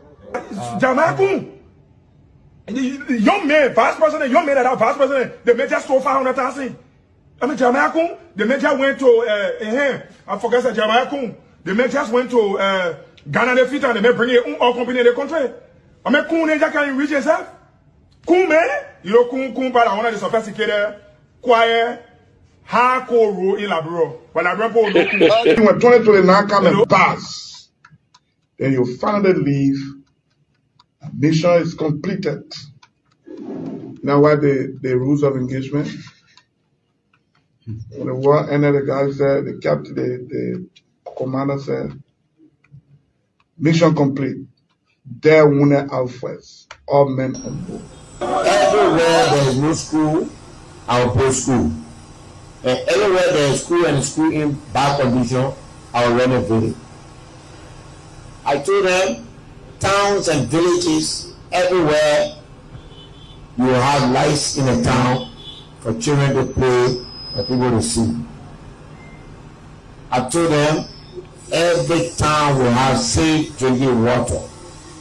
If Charles Taylor is the problem, he will be out of here in the twinkle of an eye.